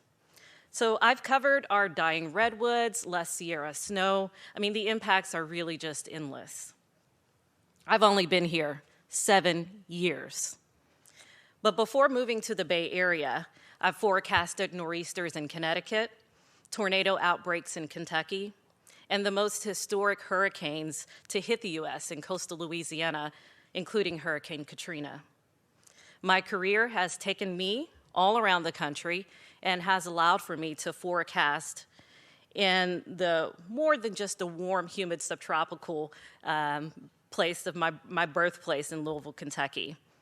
What I've witnessed in my 17 years of forecasting different climates and covering extreme weather is this is not normal. Our weather is getting worse. And the people who are hit hardest are Black, brown, indigenous, low and middle income families. And I know here I'm preaching to the choir, but we cannot continue as business as usual and further destroy our planet. So I've also been a part of the launch of NBC Bay Area's Climate in Crisis series. And this is where we've dedicated daily weather coverage of how climate change is impacting the Bay Area. And we're not just talking about doom and gloom, but we empower our viewers to do something about it. We want to change our behavior and change our future, not only for the Bay Area, but be an example for the world. We're showing that it can and is being done. So I want to show you a quick overview of some of the video and some of the coverage that we've had over the past couple of years. Now, as we talk about our climate in crisis and focusing on something we're all thinking about now, atmospheric rivers. And as our climate warms, this could change how atmospheric rivers behave. And they're pretty common. There's usually about 11 on Earth at one time. Our fire seasons are getting longer and more destructive. Chief Meteorologist Jeff Ranieri is with us. Yep. So is our meteorologist Rob Mayada, both here with some answers. Jeff, let's just talk about this. Climate change, we talk about this so much, but how is it really changing our weather patterns here? Well, you know, when you just look at it overall over the past several decades, we're seeing these warmer temperatures, and then that causes everything to dry out. We're seeing the increased drought. Now in today's Climate in Crisis, we're going to highlight the issue of environmental injustice. That means that we're not only seeing the impacts of climate change harming the environment, but it's also disproportionately affecting racial and socioeconomic groups and communities. Hey Vinay, it's time for your climate hack. Whether you are washing those dirty dishes by hand at home or you're choosing to pop them in the dishwasher, have you ever thought about how the packaging that your soap comes in impacts our planet?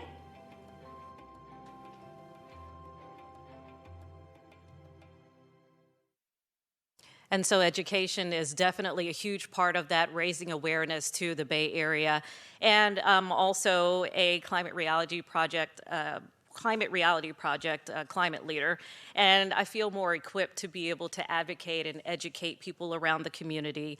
And I'm doing all of this because I don't want my children and all of our children to be climate refugees or suffer the health impacts of our current climate emergency. I'm so humbled to be among all of you. You're the real climate warriors fighting the good fight. And so I just wanted to give all of you a round of applause for being here, being interested, being so active and involved in all of this. And it's also my honor to introduce Dr. Varun Sivaram. He's a physicist, best-selling author, and Biden-Harris administration senior advisor to the U.S. Special Presidential Envoy for Climate and the senior director for Clean Energy, Innovation, and Competitiveness for Secretary John Kerry. Thank you, Varun, for joining us today. I'm, extremely excited that I'm talking to you at a time when the wind is really in our sails. I think that there's a new boom in clean energy and climate tech solutions. Call it Clean Tech 2.0 or Climate Tech 2.0. And beyond that, the government has really stepped up in a big way, and I hope we'll talk about that in a moment. But in terms of my story, I came from an engineering background. I did my PhD in physics, but then went on to work at all levels of government. I worked for the mayor of Los Angeles, for the state of New York, and now for the federal government. And I think that this, the intersection of public policy and the private sector and private investment is critical for combating climate change. The private sector can't do it alone, but the private sector will play an instrumental role. The public sector, the government, has to play this role of setting an architecture, setting incentives for private investment to flow. And I think just a couple months ago, last month actually, with the Inflation Reduction Act that President Biden signed, the US federal government is now really playing that role actively in directing investment toward the climate solutions we all need. And then I'll finally say, I come at this also from an academic bent. I was fortunate to spend some time on the faculties of Columbia and Georgetown, and I wrote a book on the future of solar power. My passion throughout my career has been solar, and I really think that going forward, solar is probably going to be the dominant, most accessible clean energy source to replace fossil fuels. So we're just at the cusp of a solar-powered revolution, and happy to talk more about what that means for us. So yes, we know that we do have some huge new laws and policies that have just been enacted. So tell us more about that, and how will that affect us here in the Bay Area and moving us forward? Yeah, absolutely. Well, look, first of all, California has always been a leader in the clean energy transition. It's the leader in the United States in terms of solar, for example. But what the new law is going to do is turbocharge what's happening in California across all 50 states. I was fortunate to join President Biden's administration on day one, and that's when he took the United States and put us back in the Paris Agreement after 4 years where we were absent from the international climate landscape. And I've worked for Secretary John Kerry, who's been tireless. He has crisscrossed the world, 18 times, bringing other countries to raise their ambition on climate and to raise their own commitments. But doing that requires us to act at home.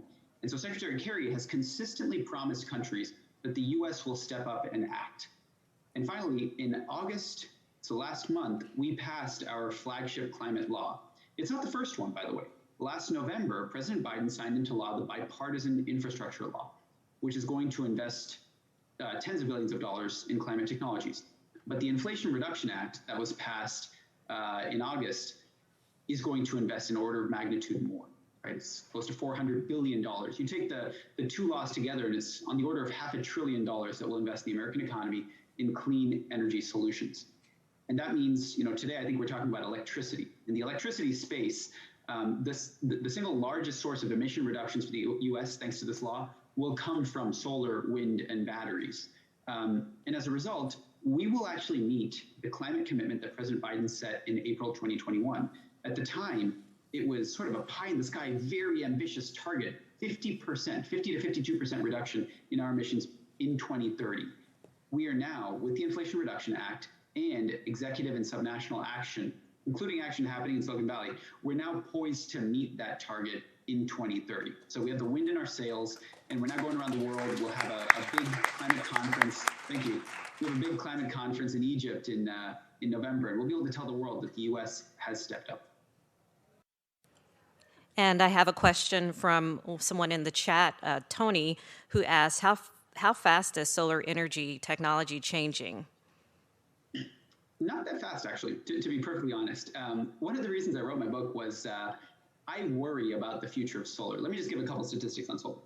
For the world to meet our climate goals, we need to deploy the equivalent of the world's biggest solar farm today every single day until 2030. We've got a lot of solar to deploy.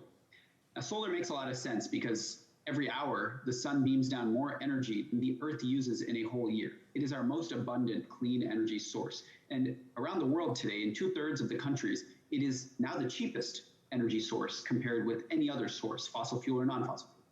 So solar really is kind of a holy grail silver bullet technology. Your question is, how fast is it changing? It's actually not changing very fast. In 1954, the silicon solar panel was invented, actually over on the East Coast, in Bell Labs. But it was West Coast companies that commercialized the silicon solar panel. And we continue to use largely the same technology today. I did my PhD in a next generation technology that I hope one day will actually take over, because this technology, known as perovskite, is cheaper, more flexible, more colorful, and it has materials that you don't have to source, for example, from China. But with the Inflation Reduction Act, we are investing billions of dollars, not only in building new solar farms in the US, but also in the manufacturing facilities that will make new solar panels. So even with today's technology, we've gotten to a cost where solar is extremely cheap. Last thing I'll say on this is, just to give you a sense of scale, the projections we have for the Inflation Reduction Act say that about a decade from now, when the incentives really have had a chance to kick in, we will install more solar every year than we have fully installed in the US to date today over the last 50 years. So we will install on the order of 130 gigawatts of solar every single year. Overall, we'll install 200 gigawatts of carbon-free energy. And to tell you what that means, in the US's history, we've never installed more than 65 gigawatts in any given year. So we're poised for a building boom for clean energy with solar right at the front. Thank you for the answer. And I also have another question about solar energy, and it's still very expensive, and only a small fraction of people can afford it. So what are we doing as an administration to be able to make this affordable for all? So first of all, it may be the case that for some cases, solar on a rooftop may be expensive. Actually, in most cases, solar on rooftops will actually save you money. But the principal way that we actually generate solar in this country is through large-scale solar facilities, either enormous farms out in the desert or community-sized farms that can be located pretty close to municipalities. And at this scale, solar is actually cheaper than any other power generating source, natural gas, coal, even wind in the United States. Let me say that again. Solar is the cheapest form of energy in the United States. And in some countries, actually including the US, but increasingly in other countries like India, building a new solar plant will be cheaper than running an existing coal plant. So I just want to correct one misconception. Solar is now the cheapest, not the most expensive form of energy. And what's the administration doing about it? We're making it even cheaper. As if solar is already not competitive, which it is, we've now added on a 30% incentive so that if you build a solar farm or you put it on your roof, you get 30% of the cost back in the form of a tax credit. And there are various other incentives that make it possible. For example, incentives for storage, so that at a large scale across the US, we'll be able to deploy storage. So the federal government is investing hundreds of billions of dollars to support solar and the associated clean energy ecosystem. And even without those incentives, it's already the cheapest form of energy. I hope that answers the question. And I'd also like to ask, where does wind energy fit in there? We do have some wind turbines here around the Bay Area. How does that fit into the Inflation Reduction Act? Well, wind and solar both get very generous incentives for the next decade. You know, one of the reasons, Carrie, that wind and solar have sometimes faced an uncertain future is that government incentives have only been delineated a few years in advance. And so the industry has said, I don't know if my incentives are going to expire. Do I take the risk of building a new farm right now? Now, with the Inflation Reduction Act, you've got 10 years, actually more than 10 years of visibility. So project developers say, look, I have the confidence now that I will have this government incentive. I will absolutely go ahead and build my solar and wind. Your question is, where does wind fit in with the influx of solar? So the statistic I just gave you was about 130 gigawatts of solar about a decade from now. Wind will also play an important role, about 30 gigawatts compared to the 130 of solar. So the way I frame it in my book is wind is wind is kind of Robin to solar's Batman. It historically has played a larger role, but going forward, it is going to be the sidekick. But it's going to be such an important sidekick. And set aside onshore wind, which we're very familiar with in California. You'll see it, for example, at the Altamont Pass. These are, California has been a pioneer.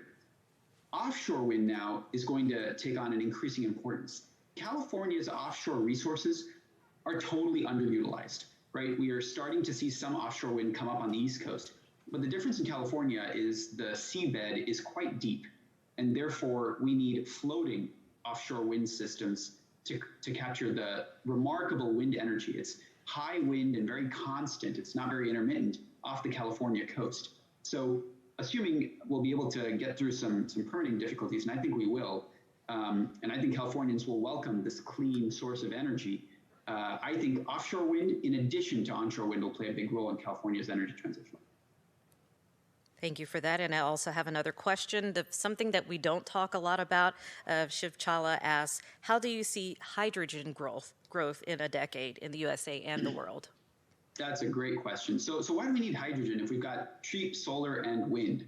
Already, we can replace in electricity all of the existing sources like gas and coal. Well, the reason we need hydrogen is because for other applications, like heavy industry, the production of steel, or the production of fertilizer, or refineries, or long-distance transportation like shipping and trucking and aviation, we're going to need liquid fuels, or we're going to need molecules that can either provide chemical energy or be burned to provide heat energy. Solar and wind struggle to do this even with batteries. And therefore, hydrogen is a very promising energy carrier. You can make hydrogen, we call it green hydrogen, by taking solar and wind electricity and splitting water into oxygen and hydrogen. That hydrogen can then be used in the form of a chemical agent, in the case of producing green steel, to produce heat, in the case of green aluminum, or to produce liquid fuels in the case of shipping fuels like ammonia or aviation fuels like green jet fuel. So hydrogen is this extremely versatile molecule. The Inflation Reduction Act will provide an extraordinary incentive, up to $3 per kilogram for hydrogen. By 2030, it could be free to produce green hydrogen in the United States. It'll be cheaper than anywhere else in the world. And so not only will we be able to use this green hydrogen to clean up our own industries, our steel sector, for example, or produce our own green jet fuel, we'll be able to export it around the world to Japan and Korea and all these countries that will then be able to use that green hydrogen. And also another question in the chat, what do you think of the downsides of solar panels, such as maintenance and waste? I think it's an excellent question. I will say there are a lot of ideological opponents of solar and wind and batteries who will kind of abuse some of these perceived disadvantages. I don't think the questioner, to be clear, has any of that ill motive, but I will say that I see it all the time in the discourse. In this case, the waste problem from solar panels is certainly a substantive issue. It is nowhere near the level of magnitude of some of the other waste issues we face. For example, resulting from mining or resulting from landfills. The waste issue for solar is very manageable. Many of the components of solar panels are recyclable, for example. So I think that it's an important priority that President Biden's Department of Energy has a program now to invest in technologies to create a circular economy for solar panels so that when these farms come to the end of their life, the equipment can be repurposed and we can salvage a lot of the materials that come out of solar panels. By and large, these materials are benign, like silicon. Some of these materials in other panels are not so benign, but there are still good protocols in place for recycling them. So I don't actually think this will be a principal barrier to the deployment of solar, nor do I think it will be a predominant environmental source of degradation. And Rod Diridon asks, will you share information on the current status of green hydrogen production, storage, deployment in the U.S. and worldwide? And what is that main obstacle to accelerate green hydrogen adoption? You know, the principal obstacle is what Bill Gates likes to call the green premium, the increased cost between how expensive it is to produce a green technology compared with a conventional fossil technology that's had all the time in the world an investment and subsidy to develop. That green premium is going to be compressed over the next decade. First, with the incentive from the Inflation Reduction Act, which will take it from being fairly expensive to use green hydrogen to almost free to produce it. And then from the learning that the industry will get by producing a lot of this new green hydrogen and the electrolyzers to produce it and learning how to make it cheaper and improving the technology. So even though green hydrogen is at a very nascent stage, the question is, how is it globally? It's very, very early right now. I expect in the next decade, hydrogen to boom. We're already seeing some green shoots. We're seeing hydrogen production in the Middle East, for example, in Australia, in Canada, and now in the United States. And I think we're seeing new use cases in Japan, in Korea, and in Germany. I expect this market to grow. And Paul asks, can you note the role of heat pumps for residential use? Very important. You look at what's happening in Europe, and if Europe used more heat pumps, which they are desperately trying to install, they'd use less gas, less Russian gas. Heat pumps are part of the electrification revolution we need, where the more we can use electricity, the easier we can pump those clean electrons from wind and solar into the end uses of energy. Heating is one of them. Gas-based heating creates dependence on a volatile fossil fuel, right? So increasingly, both in Europe and the United States, we're going to need to invest in various kinds of electrification. I think heat pumps is right up there with them. And I have to apologize. I probably have time for one or two more questions, but have to jump. We are actually discussing the European energy crisis today in the U.S. government. So I'm going to have to jump off in a moment. We do appreciate your time. Thank you so much. And I just wanted to ask one last question. Patricia asks, the California PUC appears to be dedicated to making rooftop solar more expensive and reversing the benefits for new and existing installations for private homeowners. And can all large rooftops covering malls, businesses, and parking lots be utilized? So in many cases, they can be utilized. I will say the most cost-effective way to deploy solar typically is mounted on the ground, either in a large field for a community-sized installation or in a major desert for a large-scale solar farm. In the future, I do anticipate that commercial-scale distributed solar, so solar on top of a warehouse, can play a really important role in a California grid, but you need some system-level innovations to use it well. For example, exactly as the questioner said, exactly as you said, Patricia, you're going to need to use your electric vehicle charging right there on site, so that when the warehouse or the parking lot is producing electricity, the cars get a price signal. They say, hey, it's really cheap to charge right now. You should plug in here and use this electricity. With some of these grid innovations, we can much more effectively utilize distributed solar. But without investing in a much more intelligent grid, it doesn't make a whole lot of sense to install a ton of distributed solar because it's simply more expensive than large-scale solar. Carrie, thank you, and thank you to all the hosts of this wonderful event. I really salute you for your activism and for all the good work that the Rotary Club does. I hope to see you when I come back home to Silicon Valley. Thank you for joining us. We appreciate your time.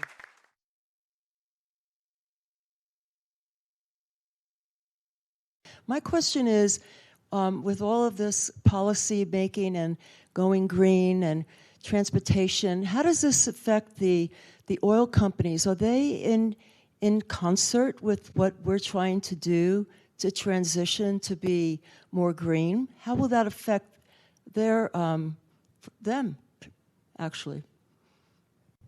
If anyone can answer that. Well, I think the articles in the New York Times on this subject have been really damning regarding the oil companies. They've known since the 1950s that climate change was going to occur, that the trends were there, but they didn't do anything about it in order to create additional profits for the oil companies. Well, that you might say that's capitalism. At the same time, we're realizing that capitalism has to be supportive of social objectives additionally, of the community objectives additionally.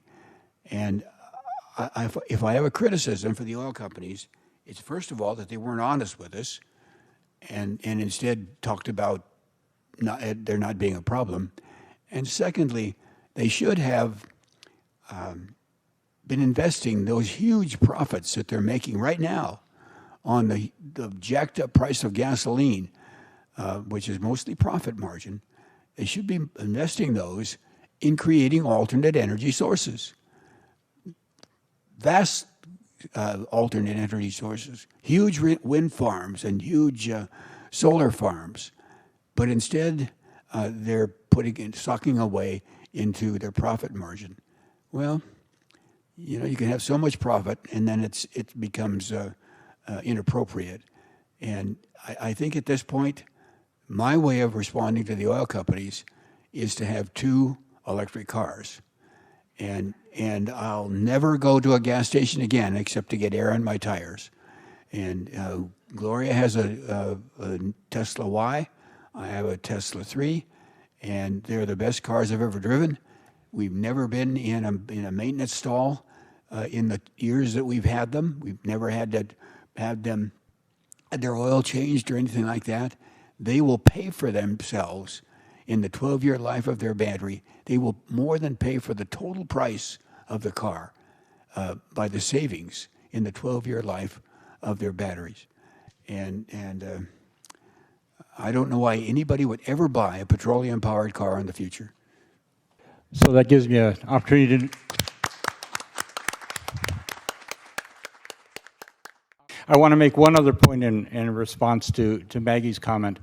One of the challenges for the oil companies is that we know from science that 80% of the known carbon fossil fuel reserves need to remain in the ground and never be exploited, or we're going to destroy the planet. So But fossil fuel companies base their value on the projected value of their known fossil fuel reserves. That's what sets their market value. So you have to think about every fossil fuel company, 80% of their market value has to remain in the ground and never be exploited if we're actually going to save the planet. That means that their financials are entirely off. And anybody who's investing in fossil fuel companies now is taking a big risk. They're basically saying, I think I can time the market and get out of this investment before they go bankrupt.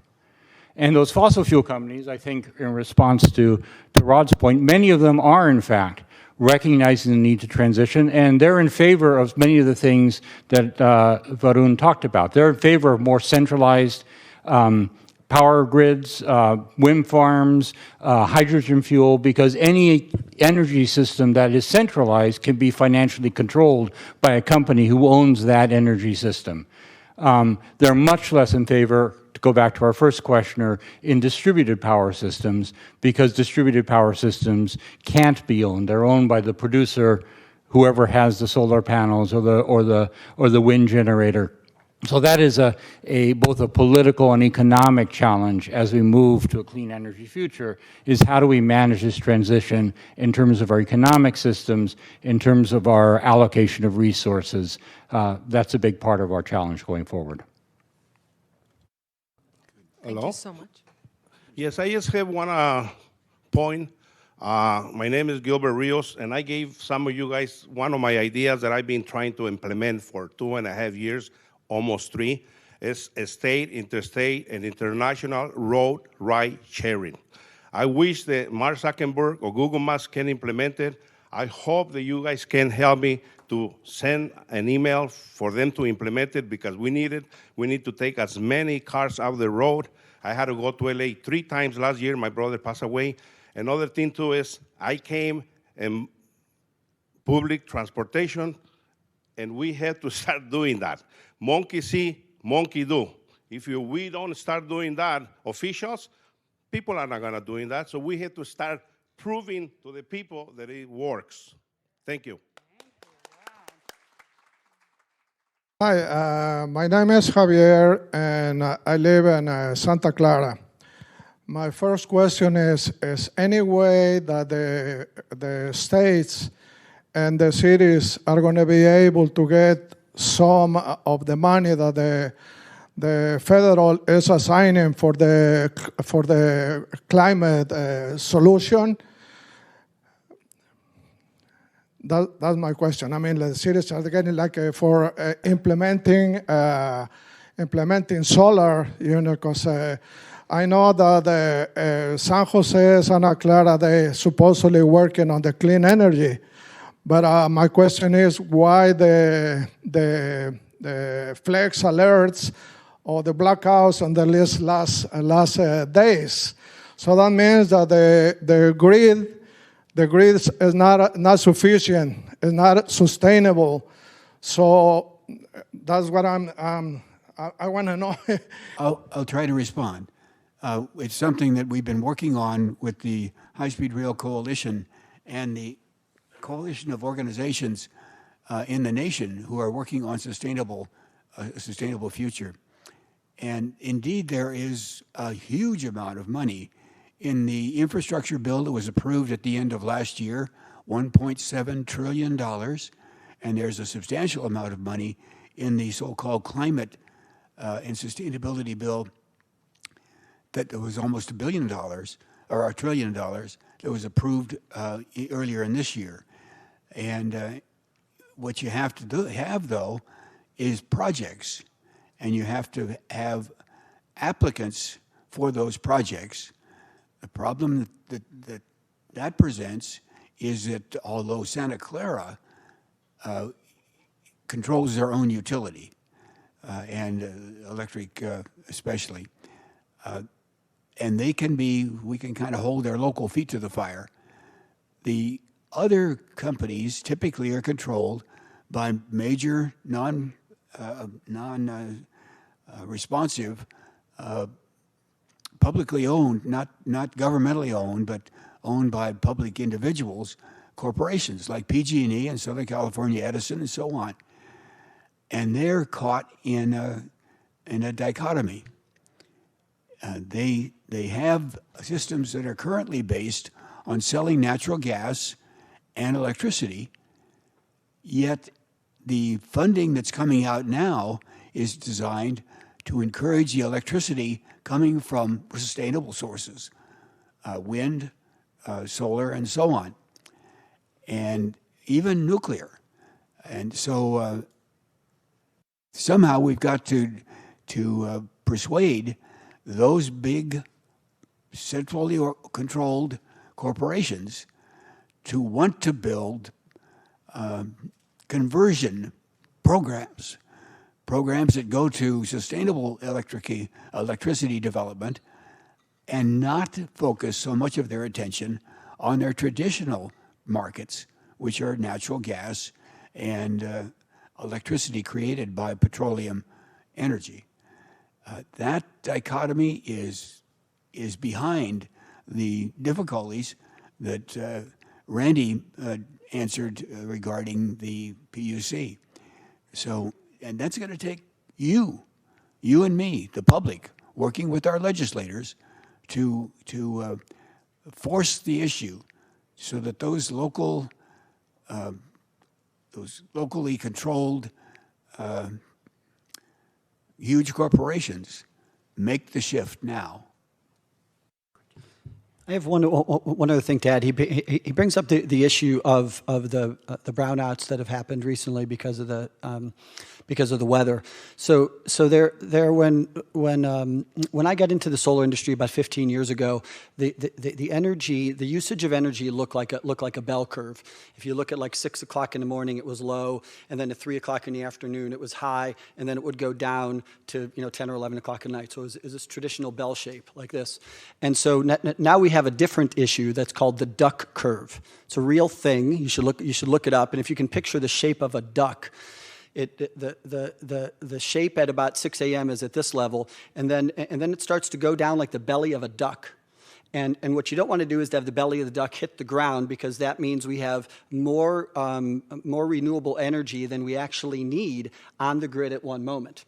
And then come about 4 o'clock and 5 o'clock, depending on the time of the year, the use of energy starts to go up as people go home and turn on their air conditioners, which is basically what happened. And you heard these PS events that happened were between 4 and 9. They said conserve energy between 4 and 9. Well, that time used to be 12 to 3 is when power would go out. Now it's 12. Now it's from 4 to 9. So you think about that belly of the duck now coming up to the neck of the duck, and that's from 4 to 9. So what needs to happen is that time when we have renewable energy. So our grid in California is 12% solar now.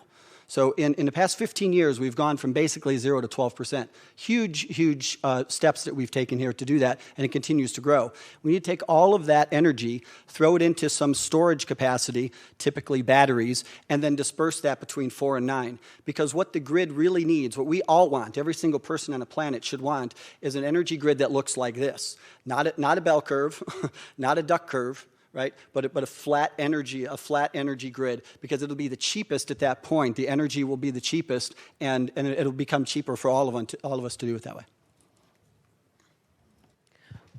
Wonderful. Thank you. So we have many excellent questions online, and I just wanted to make sure that we at least answer one of those questions. There are many questions about the affordability of EVs and how do we make sure that the low-income communities have access to them. I'm going to just ask one of them. So how do we go about expanding the EV charging infrastructure into lower-income, underserved communities and apartment complexes? Very good question. Well, maybe I could start that. First of all, the EVs are becoming much more efficient, so the charging isn't as onerous as it used to be.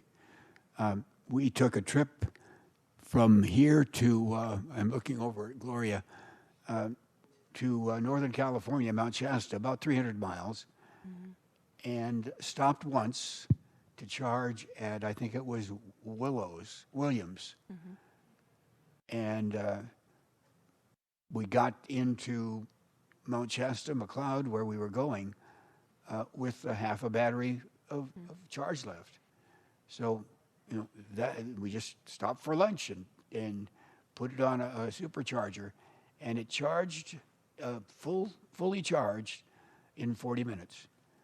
So now that's a supercharger that Tesla has available to its clients.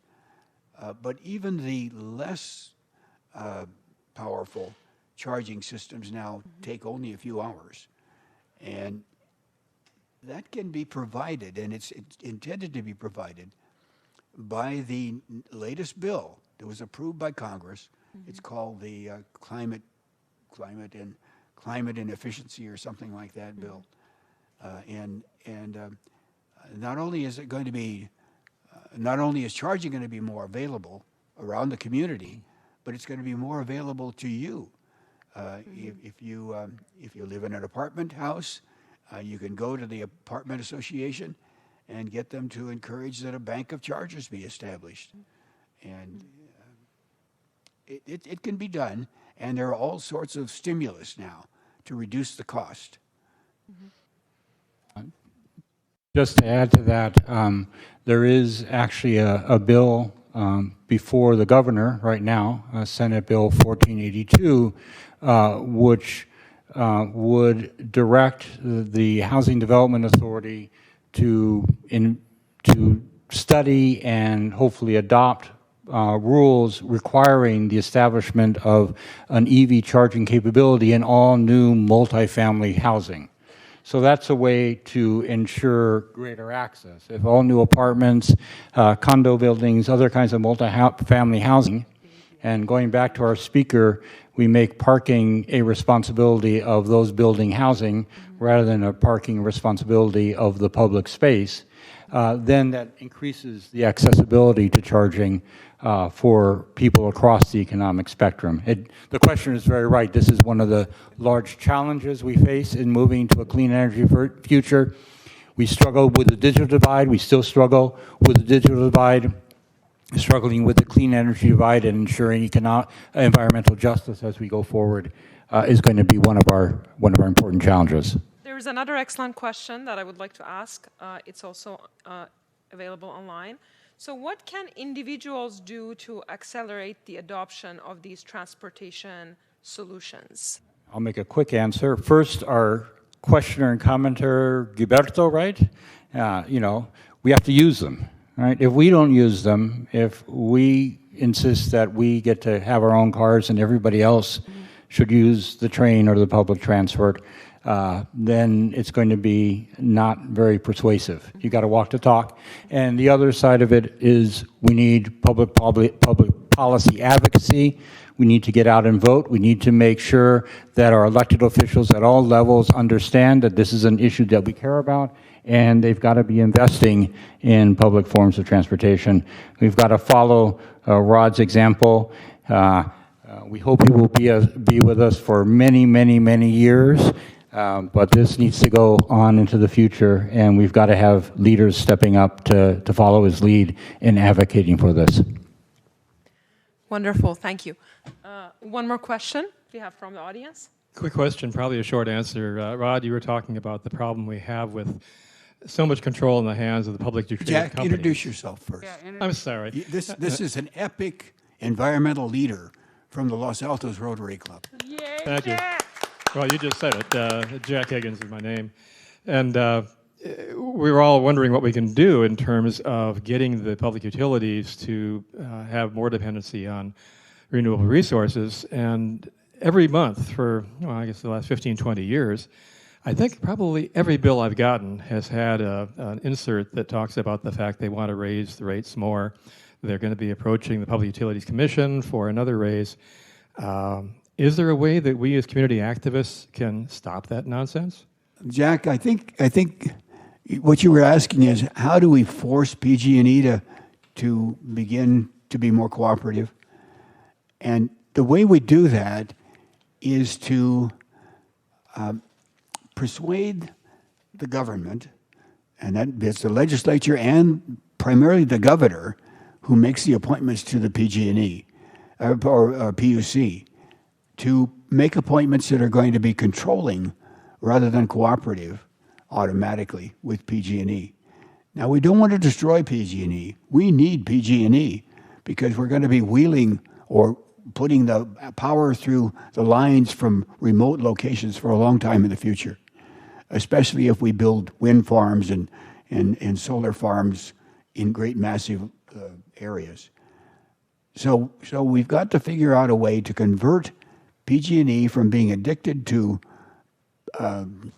petroleum-based energy to instead move over to sustainable energy. Now, that's going to be a delicate process. We've got to recognize that they do have stockholders, and they can't leave their stockholders in the dust. And what that's going to take is a sequence of legislative leadership and governors who will hold PG&E's feet to the fire. And we're the ones that have to hold our legislators' feet to the fire. And there's no shortcut on that. I wish there was. Thank you so very much for being such a fine moderator. And Carrie, thank you so much for guiding the discussion with Savrun. They were very enlightening. Now we're moving into the home stretch with the arrival. Me too. And a thank you to them, you betcha. The concluding part of our agenda is to hear a presentation from the Federal Transit Administrator, who used to be our Director of Transportation, coincidentally, here in Santa Clara County, and who used to work for this fellow who is going to be doing the introduction. So it's my job now to introduce, with great pleasure, State Senator David Cortese. Now, I used to, you want to feel old, I used to sit here at this rail with his daddy in the 1970s, and then his daddy went on up to the legislature, and his son has followed him, and what a wonderful legacy that family has.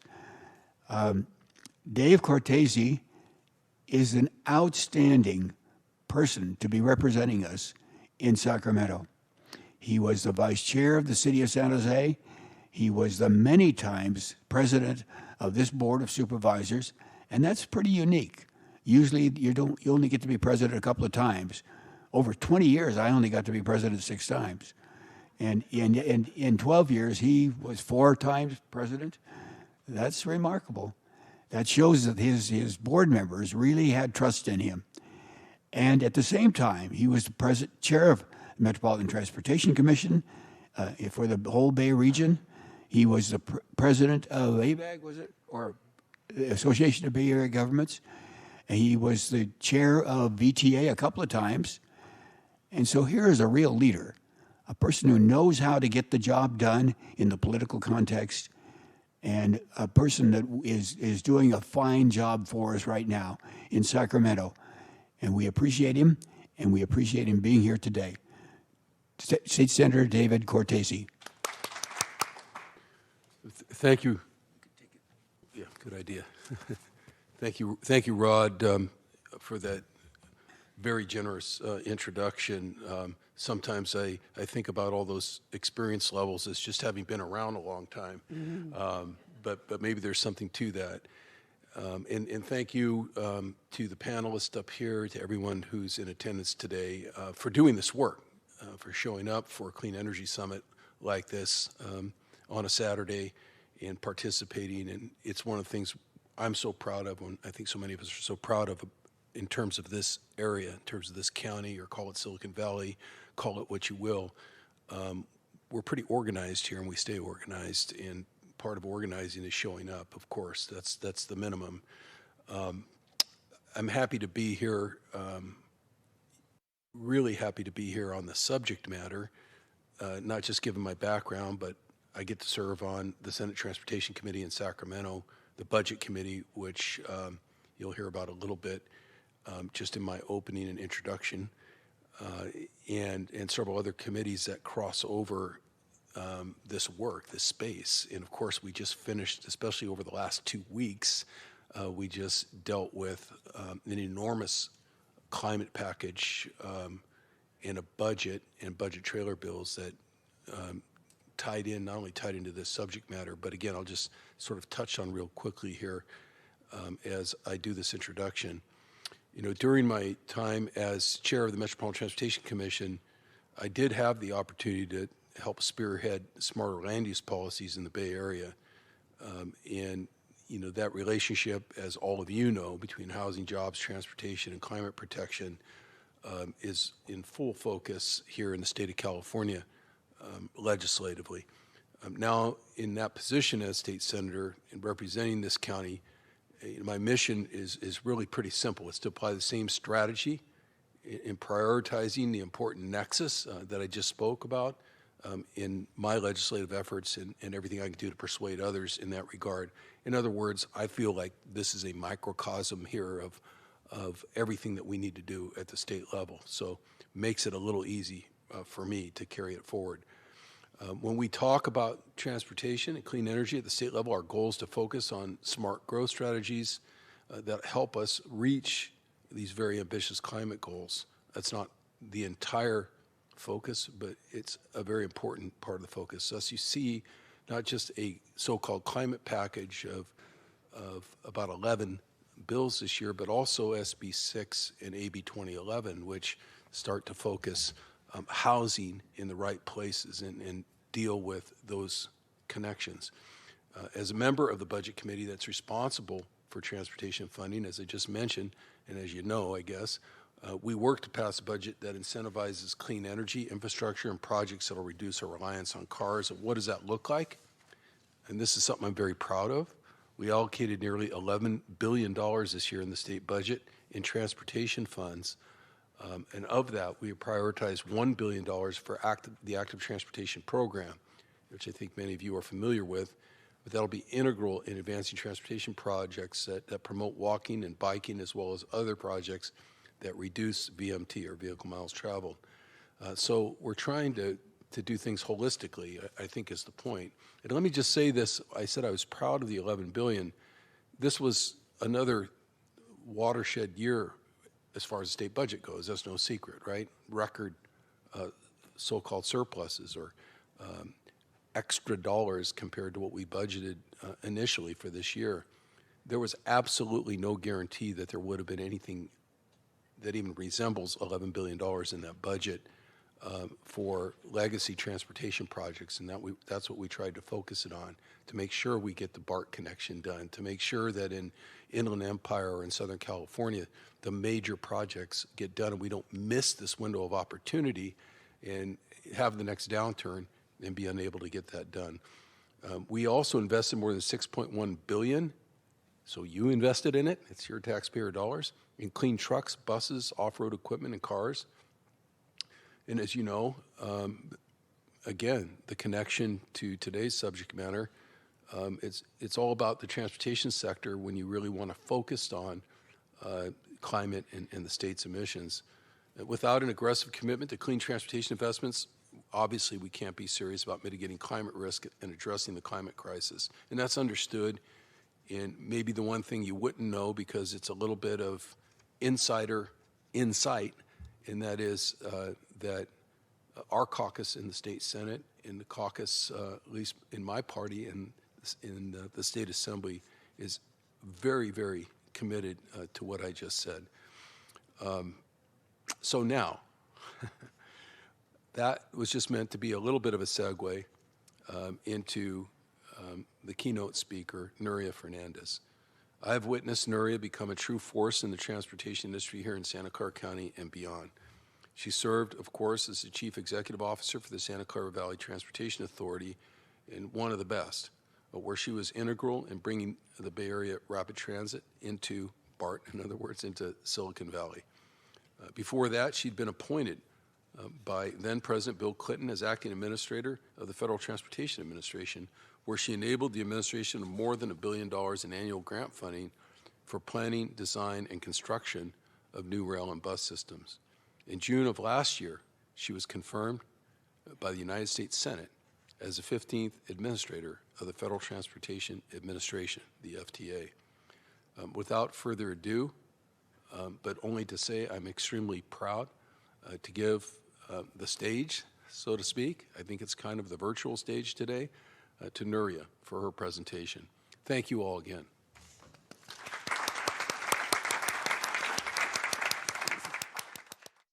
Thank you, Senator Cortese, and good afternoon, everyone.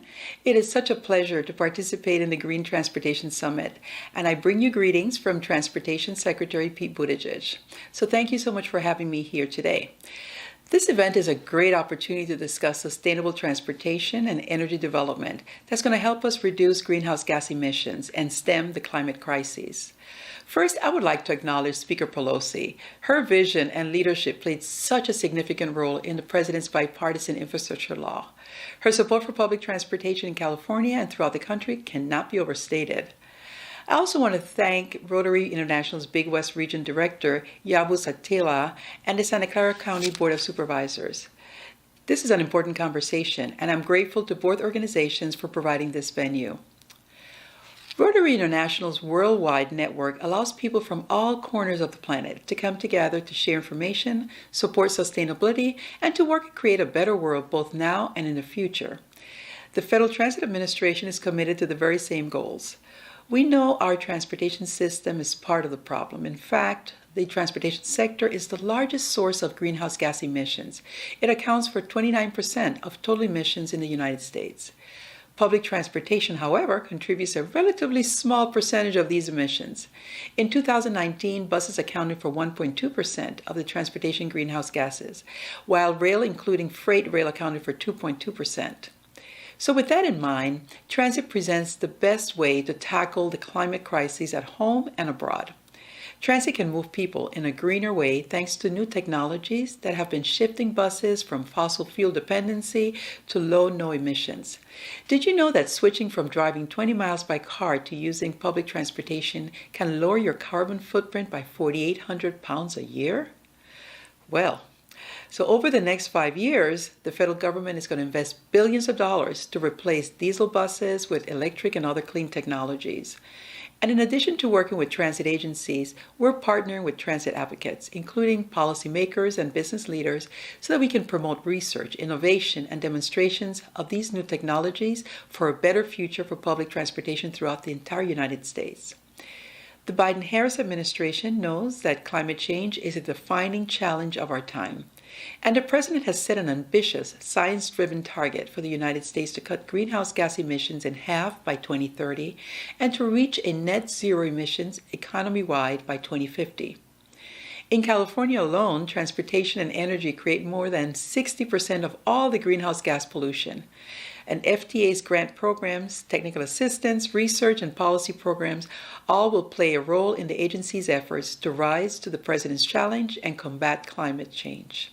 For example, FTA's greenhouse gas emission tool allows users to estimate the emissions they will generate as they build, operate, and maintain a new transit line.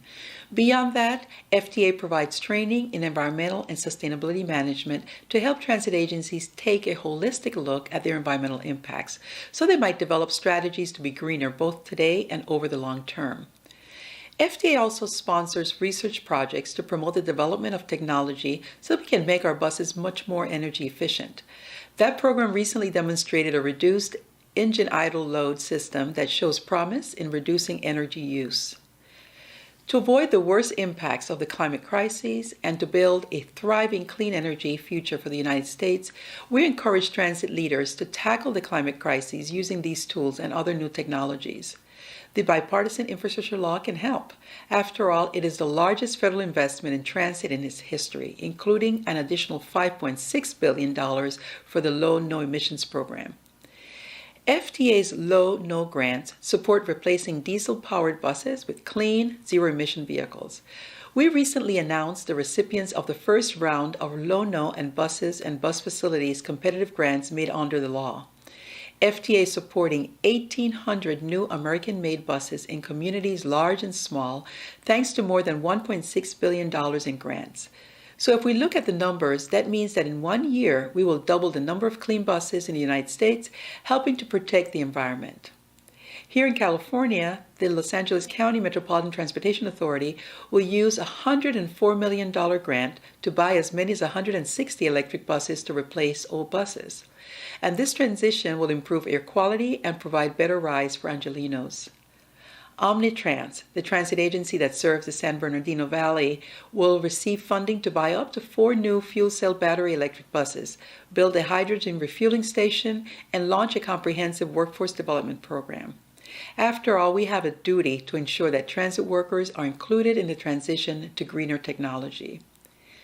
We also support electrification of passenger ferries through other new programs authorized under the bipartisan infrastructure law. We recently issued a notice of funding to provide nearly $300 million to increase access to rural ferry service, bolster existing and new urban service, and lower emissions by speeding adoption of zero-emission ferry technologies. An example is FTA recently awarded a $3,440,000 grant to the San Francisco Bay Area Water Emergency Transportation Authority to construct a new zero-emission ferry that will support the region's first zero-emission ferry service network. This project will reduce congestion and provide fast, clean, and reliable ferry transit service to growing neighborhoods that have limited surface street access and a shortage of existing public transit. FTA's capital investment grants, known as CIG, also received a major boost from the passage of the bipartisan infrastructure law. We hope to administer $23 billion over the next 5 years, which represents a major expansion of our capital transit projects and more support for transformational projects across the nation. We currently have more than $20 billion worth of transit projects in the CIG pipeline that will impact tens of millions of transit riders every year. In addition to the increase in funding for these investments, we're working with our colleagues at the Federal Highway Administration to promote safer routes to transit and help local officials better connect their communities through complete streets. Many federal highway programs support bike lanes, better pedestrian walkways, trails, lighting, and other projects that enhance safety. Flexing funds from federal highway programs to FTA programs will facilitate federal investments at the local level for measures that improve safe access, particularly for underserved groups. At the cabinet level, the new Joint Office of Energy and Transportation is working on deploying a national network of more than 500,000 electric vehicle chargers nationwide. It also provides technical assistance to school districts and transit agencies that are deploying electric school and cleaner transit vehicles. So these efforts are paying off. All 50 states and 2 territories have submitted plans to increase the availability of electric chargers in their communities. At DOT, we're also promoting and funding other ways to help mitigate greenhouse gas emissions. FTA supports transit-oriented development, which is a way to design neighborhoods around transit stations, which in fact results in reduced car travel, congestion, and greenhouse gases.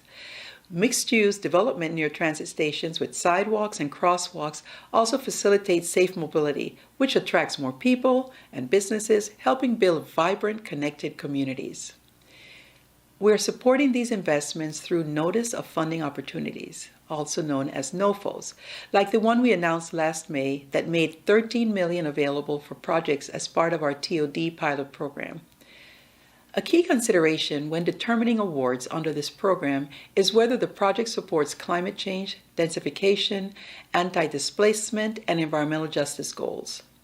Since 2014, 110 agencies have received $90 million in federal support to fund TOD planning studies, and the bipartisan infrastructure law increased this program by 38%, setting aside approximately $68 million for TOD. The U.S. Department of Housing and Urban Development also received an influx of funding this year from the Inflation Reduction Act, which President Biden just signed into law. The act allocates $1 billion for HUD's multifamily housing programs, as well as an additional $27 billion for the Environmental Protection Agency's Greenhouse Gas Reduction Fund, $8.5 billion for the Department of Energy, $4.3 billion of which would fund the DOE's Homes Rebate Program, and $4.5 billion to fund their High Efficiency Electric Home Rebate Program. Altogether, the Department of Energy, EPA, and HUD will have $25 billion that can be used to fund affordable housing, which is a key aspect of transit-oriented development. The bipartisan infrastructure law allocated $966 million for metropolitan and statewide planning, providing more resources for local governments to plan for their current and evolving transportation needs. We're working with HUD to make TOD investments more equitable and to support their efforts to create more affordable housing and find solutions for homelessness. Last spring, we partnered with HUD to host listening sessions to hear from planners and advocates on how we can make the most effective use of the TOD given the new funding and policy priorities from the Biden-Harris administration. We know we cannot fight this fight alone, and that is why FTA launched the Sustainable Transit for Healthy Planet Challenge last year, so that we could encourage transit agencies to develop action plans that will transition greener fleets such as electric buses, use alternative energy sources, and apply other strategies to reducing the greenhouse gas emissions in ways that work for their systems and their communities. So far, close to 200 agencies have signed on to our climate challenge, and we're working to encourage all agencies to become part of this transformation. We are already seeing the impact that this is having on communities across the country. Here in California, the Antelope Valley Transit Authority in Lancaster recently became the first transit agency in North America to have 100% electric fleet. The Los Angeles County Metropolitan Transportation Authority committed to reducing its total greenhouse gas emission from 2017 levels by 79% by 2030. This exceeds President Biden's ambitious goal of a 50% reduction from 2015 levels by 2030 by 19%. The LA Metro determined a number of actions that will be able to reach its goal, including fleet electrification, increased use of renewable energy, and retrofitting its facilities. Amazing things are also happening outside of California. For example, in Champaign-Urbana, Mass Transit District in Urbana, Illinois, became the first transit agency to deploy a hydrogen fleet fueled entirely from the agency's own 100% renewable sources. The agency produces the energy to power the hydrogen fleet from solar arrays on its maintenance facility, which I had the opportunity to see firsthand last fall. Our goal at FTA is to reduce greenhouse gas emissions by 50% over the next 8 years. And with the generous investment included in the bipartisan infrastructure law, we know that we can support and make this happen. And with this support, we will be able to develop climate action and electrification plans, as well as other strategies to help reduce GHG. After all, there is no time to waste. Thank you, Rotary International, for all you're doing to make our world a better place. At his request, which we appreciate, and that's Attorney General Rob Bonta, and he's provided us a statement, and David's going to introduce him. Thank you again, Rod. You know, when you first glance at, the program or the program as it's now been adjusted, and especially if you're just somebody from the outside who doesn't put such disparate things together, you might say, why do we have the chief law enforcement officer for the state of California on the program for Green Transportation and Clean Energy Summit? Let me just give a bit of perspective on that before I go over his credentials very quickly. As Rod mentioned earlier, I sat in these chambers for a number of years, actually came in at the end of 2008 and left at the end of 2020. One of the things in my first 2 terms that I did not think I would ever see is a situation where this body, the County Board of Supervisors, at least this body that's hosting us today, or the state of California, would have to take legal action, would have to use the judicial branch of government as opposed to the legislative branch of government to assert itself relative to its own agenda, its own legitimate legal agenda. And what we started to see between 2016 and 2020, and very much immediately starting in 2017, was that things that were fully funded, things that had full funding agreements, like major transportation projects, were suddenly not getting funded and were being held up at the federal level by the executive branch of government on the basis that I'm not sure we like this anymore. And so from Sonoma to Santa Clara County to all parts of the Bay Area, which is where my and probably your greatest familiarity is, we had a situation where attorneys in local government, like Santa Clara County, and our AG at the time had to make a very tough decision.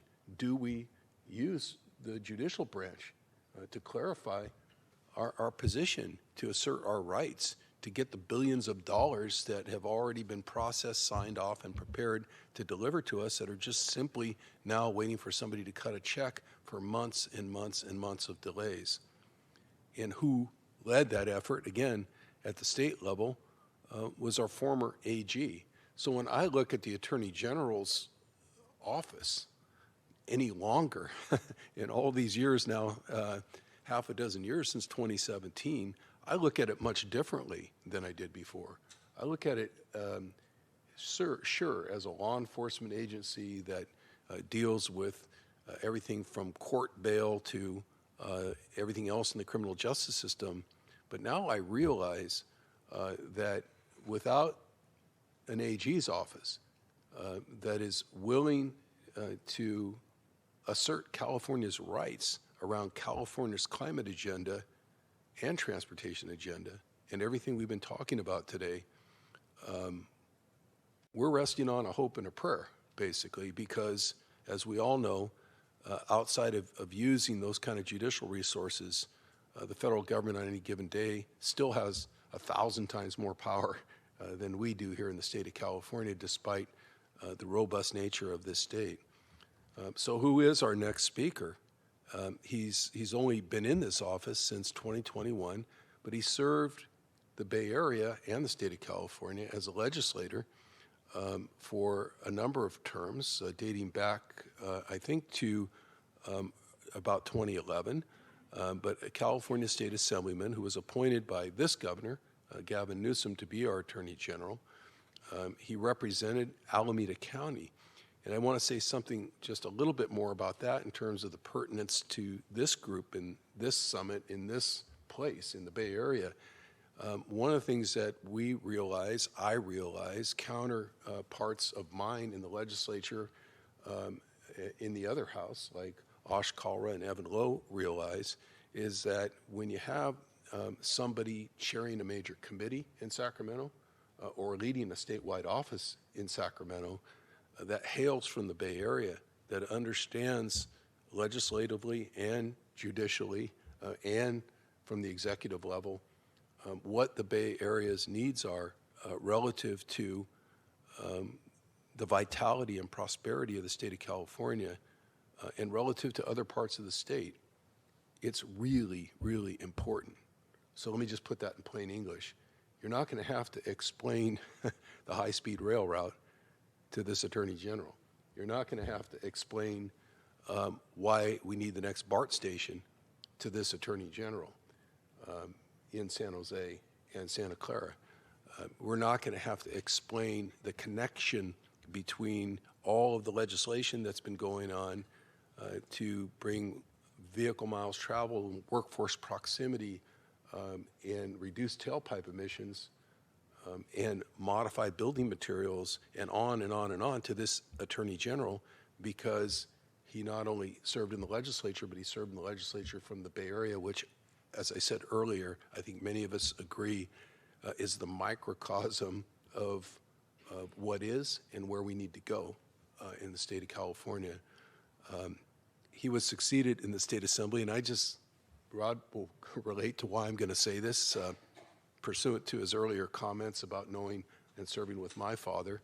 I think the family connection is always worth mentioning, and Mr. Bonta was succeeded in office by his wife, Mia Bonta. We have something in common.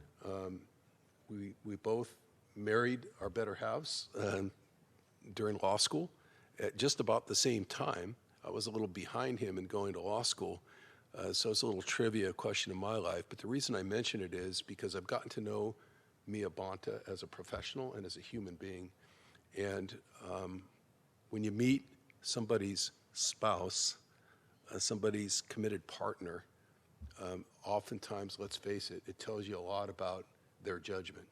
And so I'm real eager to hear what he has to say to us today on this video. I'm sure you are as well. I haven't seen the video yet, but I know he's going to be right on point. So thank you again, and why don't we give a virtual welcome to our Attorney General, Rob Bonta.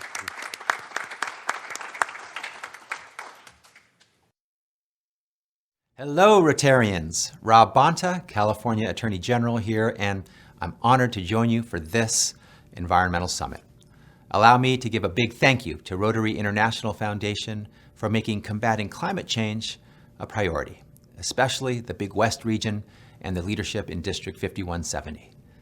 For decades, the Golden State has been the nation leader when it comes to protecting our natural resources. That's because we're a forward-leaning state. We didn't become the world's 5th largest economy by sitting back and relaxing at our beautiful beaches all day. For us, a strong economy, healthy and safe communities, and good-paying jobs go hand in hand.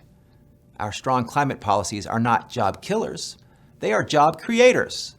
So the next time you hear someone say California is passing environmental laws that are bad for business, please do remind them that over the past half-decade or so, California GDP grew 21%, while Texas's grew just 12%. Our climate laws are not just good for business, they are good for humanity. 8 of the top 10 warmest years on our planet occurred in the last decade. And if we don't double down, it will only get worse. At the California Department of Justice, we are doing our part. Our Bureau of Environmental Justice is protecting frontline communities.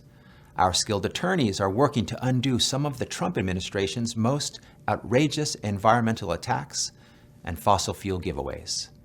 We are securing victories in court, blocking fracking off the California coast, and holding big polluters accountable. Whether it's the former climate denier in the White House or big oil, when someone tries to backslide and tell us we can't protect our people, our planet, and our economy, at the Department of Justice, we say, see you in court. This moment demands business and government, innovators and activists rise up and rise up together to protect what matters most, our health and planet. I'm grateful for Rotarians like you who are doing your part. And please know that at the California Department of Justice, we will continue to do ours. Enjoy this summit and keep fighting for climate action. Thank you.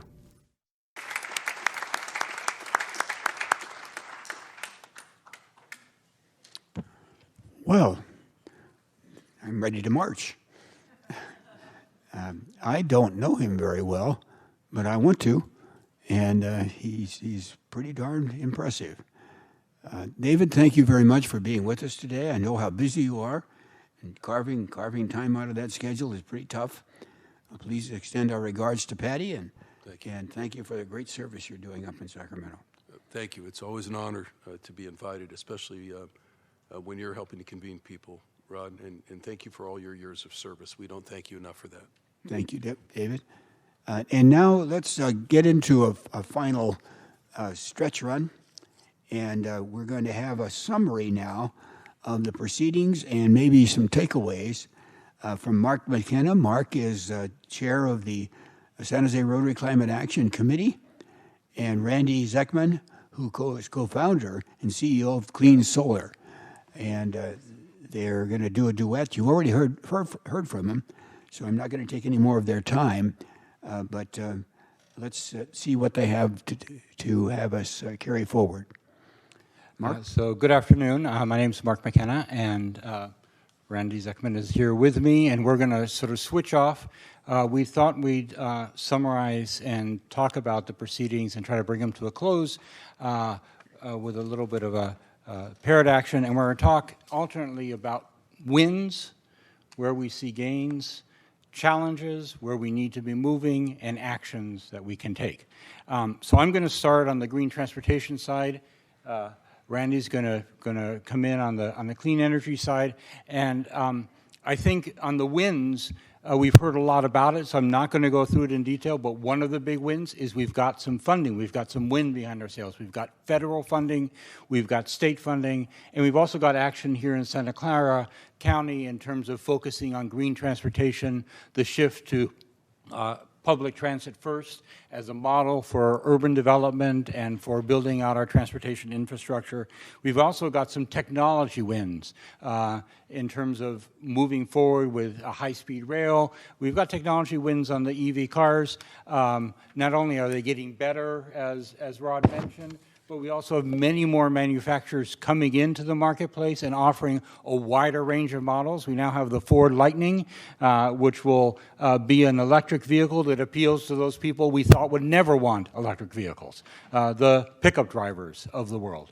So these are all wins that we can look to. And of course, we have a transition in investment in infrastructure, in terms of building out charging stations, in terms of transit redevelopment plans, as our Secretary Nuria Fernandez mentioned. And so we have Rod's perfect master plan that we just need to build in Silicon Valley to have it all work collectively. So we have big wins in all of these areas of financing, technology, and investment and action going forward, and that's something to build on in the green transit sector. Yeah, so from a clean energy perspective, there's been a lot of press around the Inflation Reduction Act and all that was spoke to there by many folks within the media and here today. But I'll point out a couple of smaller things that oftentimes these little things matter and they really add up.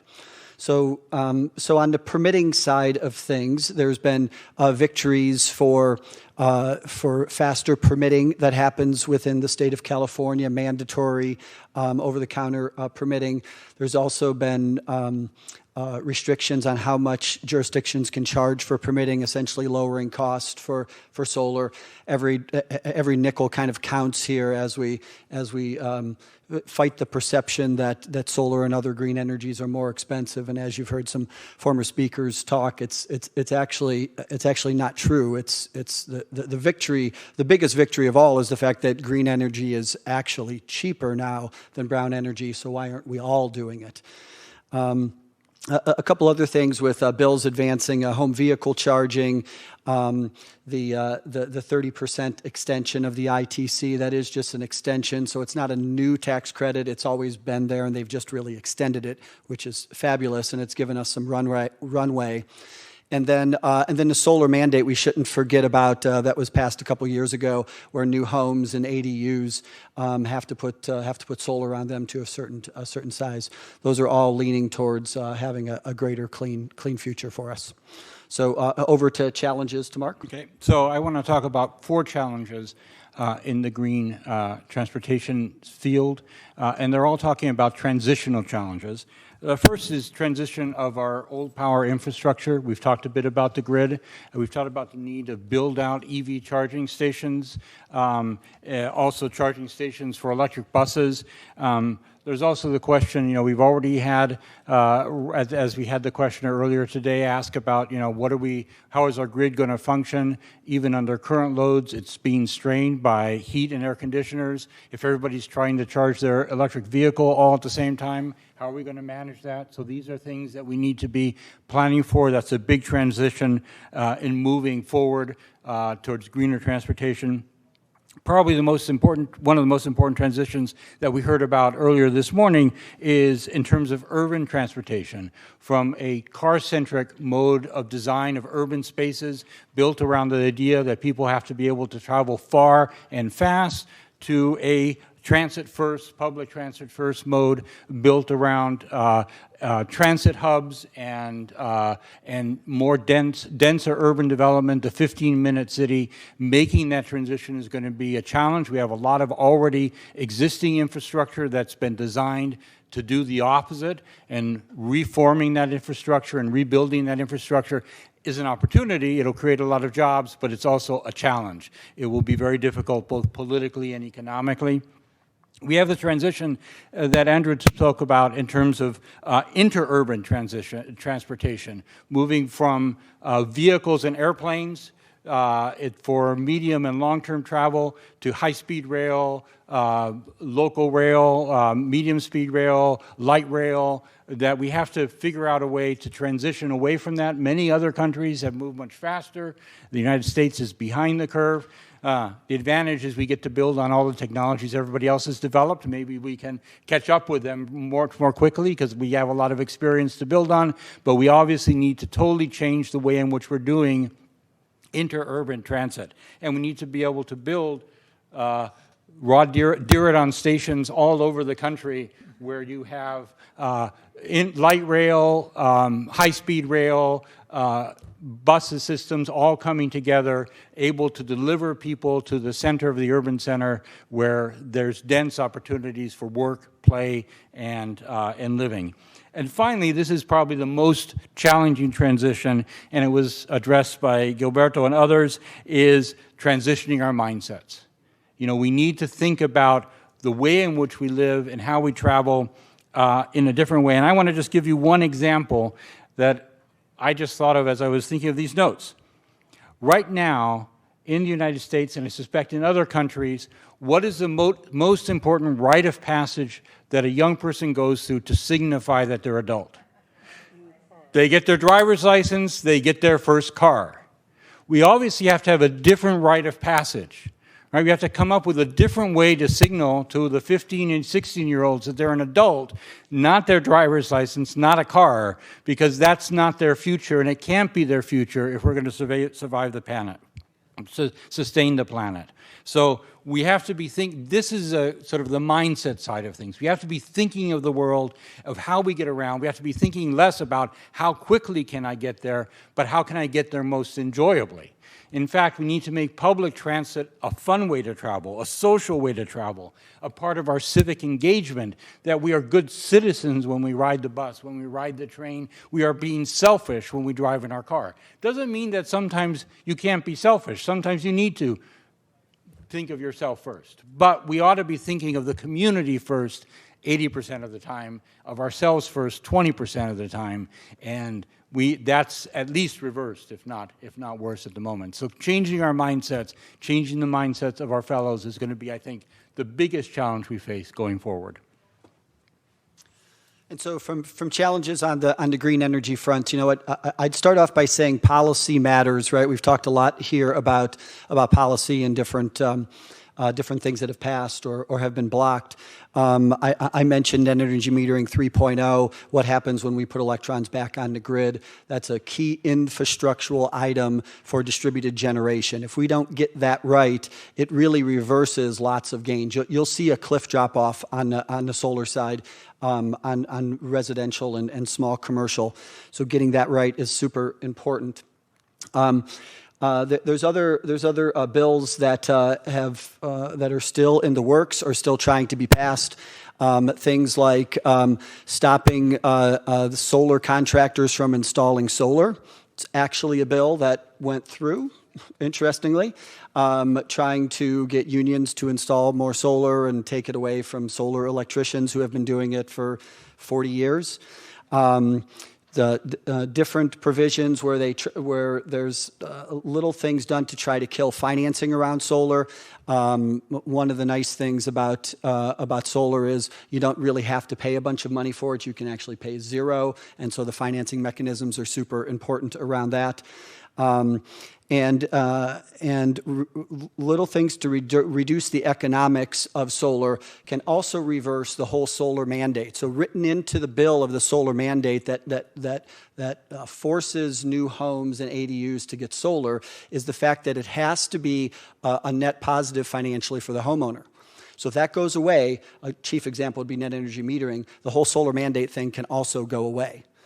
And then a thing you're going to hear a lot about, I think, over the next 5 years or so is behind the meter taxation. So utilities are fighting hard to get behind the meter. What that means is in your home, they're trying to get control or access or visibility, which will then lead towards funding and taxation, essentially, on the electrons generated by renewable energy on your home that goes into your battery and never goes on the grid. Okay, so think about that. The government trying to get in between that spot, not on the other side where the grid is actually connected, but on your side. So there's been lots of things that have happened in bills where they've tried to get that into pork on bills that have fortunately been blocked along the way. And all these things kind of hurt the poster child for green energy, which is solar. And so I mentioned the duck curve before about switching our energy over. That's certainly a challenge. And then the last thing being our aging grid, right? We haven't really taken care of it very well over the past 30 or 40 years, and we're paying the price for that at the moment, and we have to take better care of it. Okay, so over to what we can do. Okay, so on actions, and I think I'll just focus on two.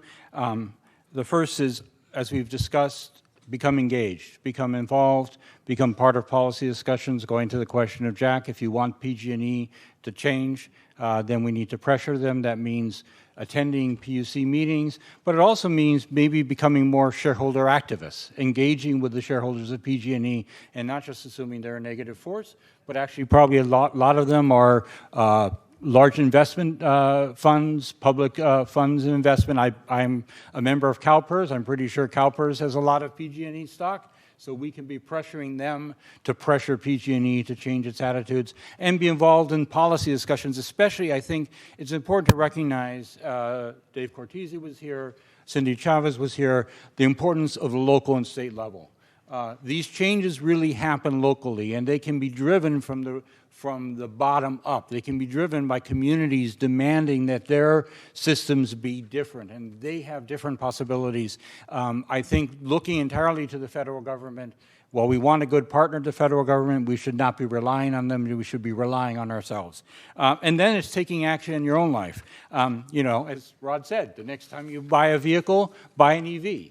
The next time you're talking to your neighbor, your family, or friends, and you hear they're thinking about buying a vehicle, tell them to buy an EV. We need to all take that action ourselves. In terms of PG&E, one thought I had is you can go on your own PG&E bill and tell them you want 100% renewable energy to your home.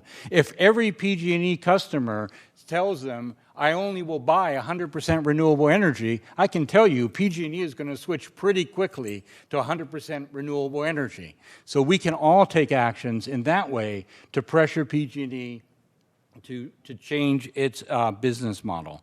The last thing I want to say before I turn it over to Randy is just a sort of a little pep up.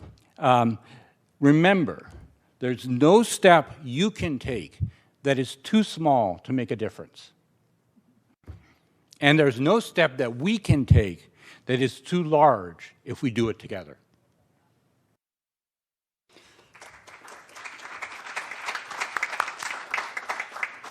Nicely said. So, for what we can do, change is difficult, even if it's for the right reasons, and we all agree it's for the right reasons. I'll just mention a couple of simple things here. Is all this stuff is a movement. It needs people. This is this kind of event and other events like this are really the key to moving the needle, getting citizens involved.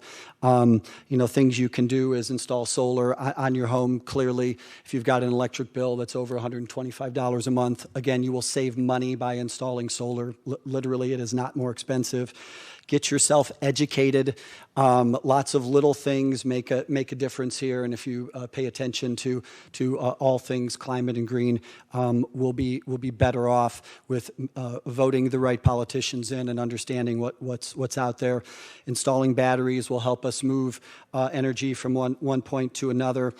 And there's an organization out there called the Solar Rights Alliance, which is an organization started about 4 years ago. It's solarrights.org, and that organization is made up of about 250,000 homeowners right now, whether have solar or don't have solar, but they're folks that are concerned about that, and this organization helps keep them on the forefront of understanding what's going on in that space. So it's solarrights.org, a nonprofit entity. And so, but before I turn it over to Rod, I thought I'd have one like Mark here, one kind of final a quote, and that quote comes from Mother Teresa.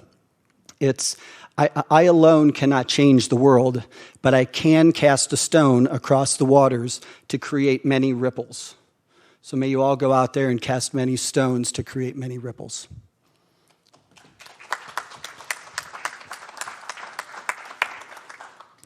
Well, we are recording this, and it will be put on YouTube and various other reuse opportunities.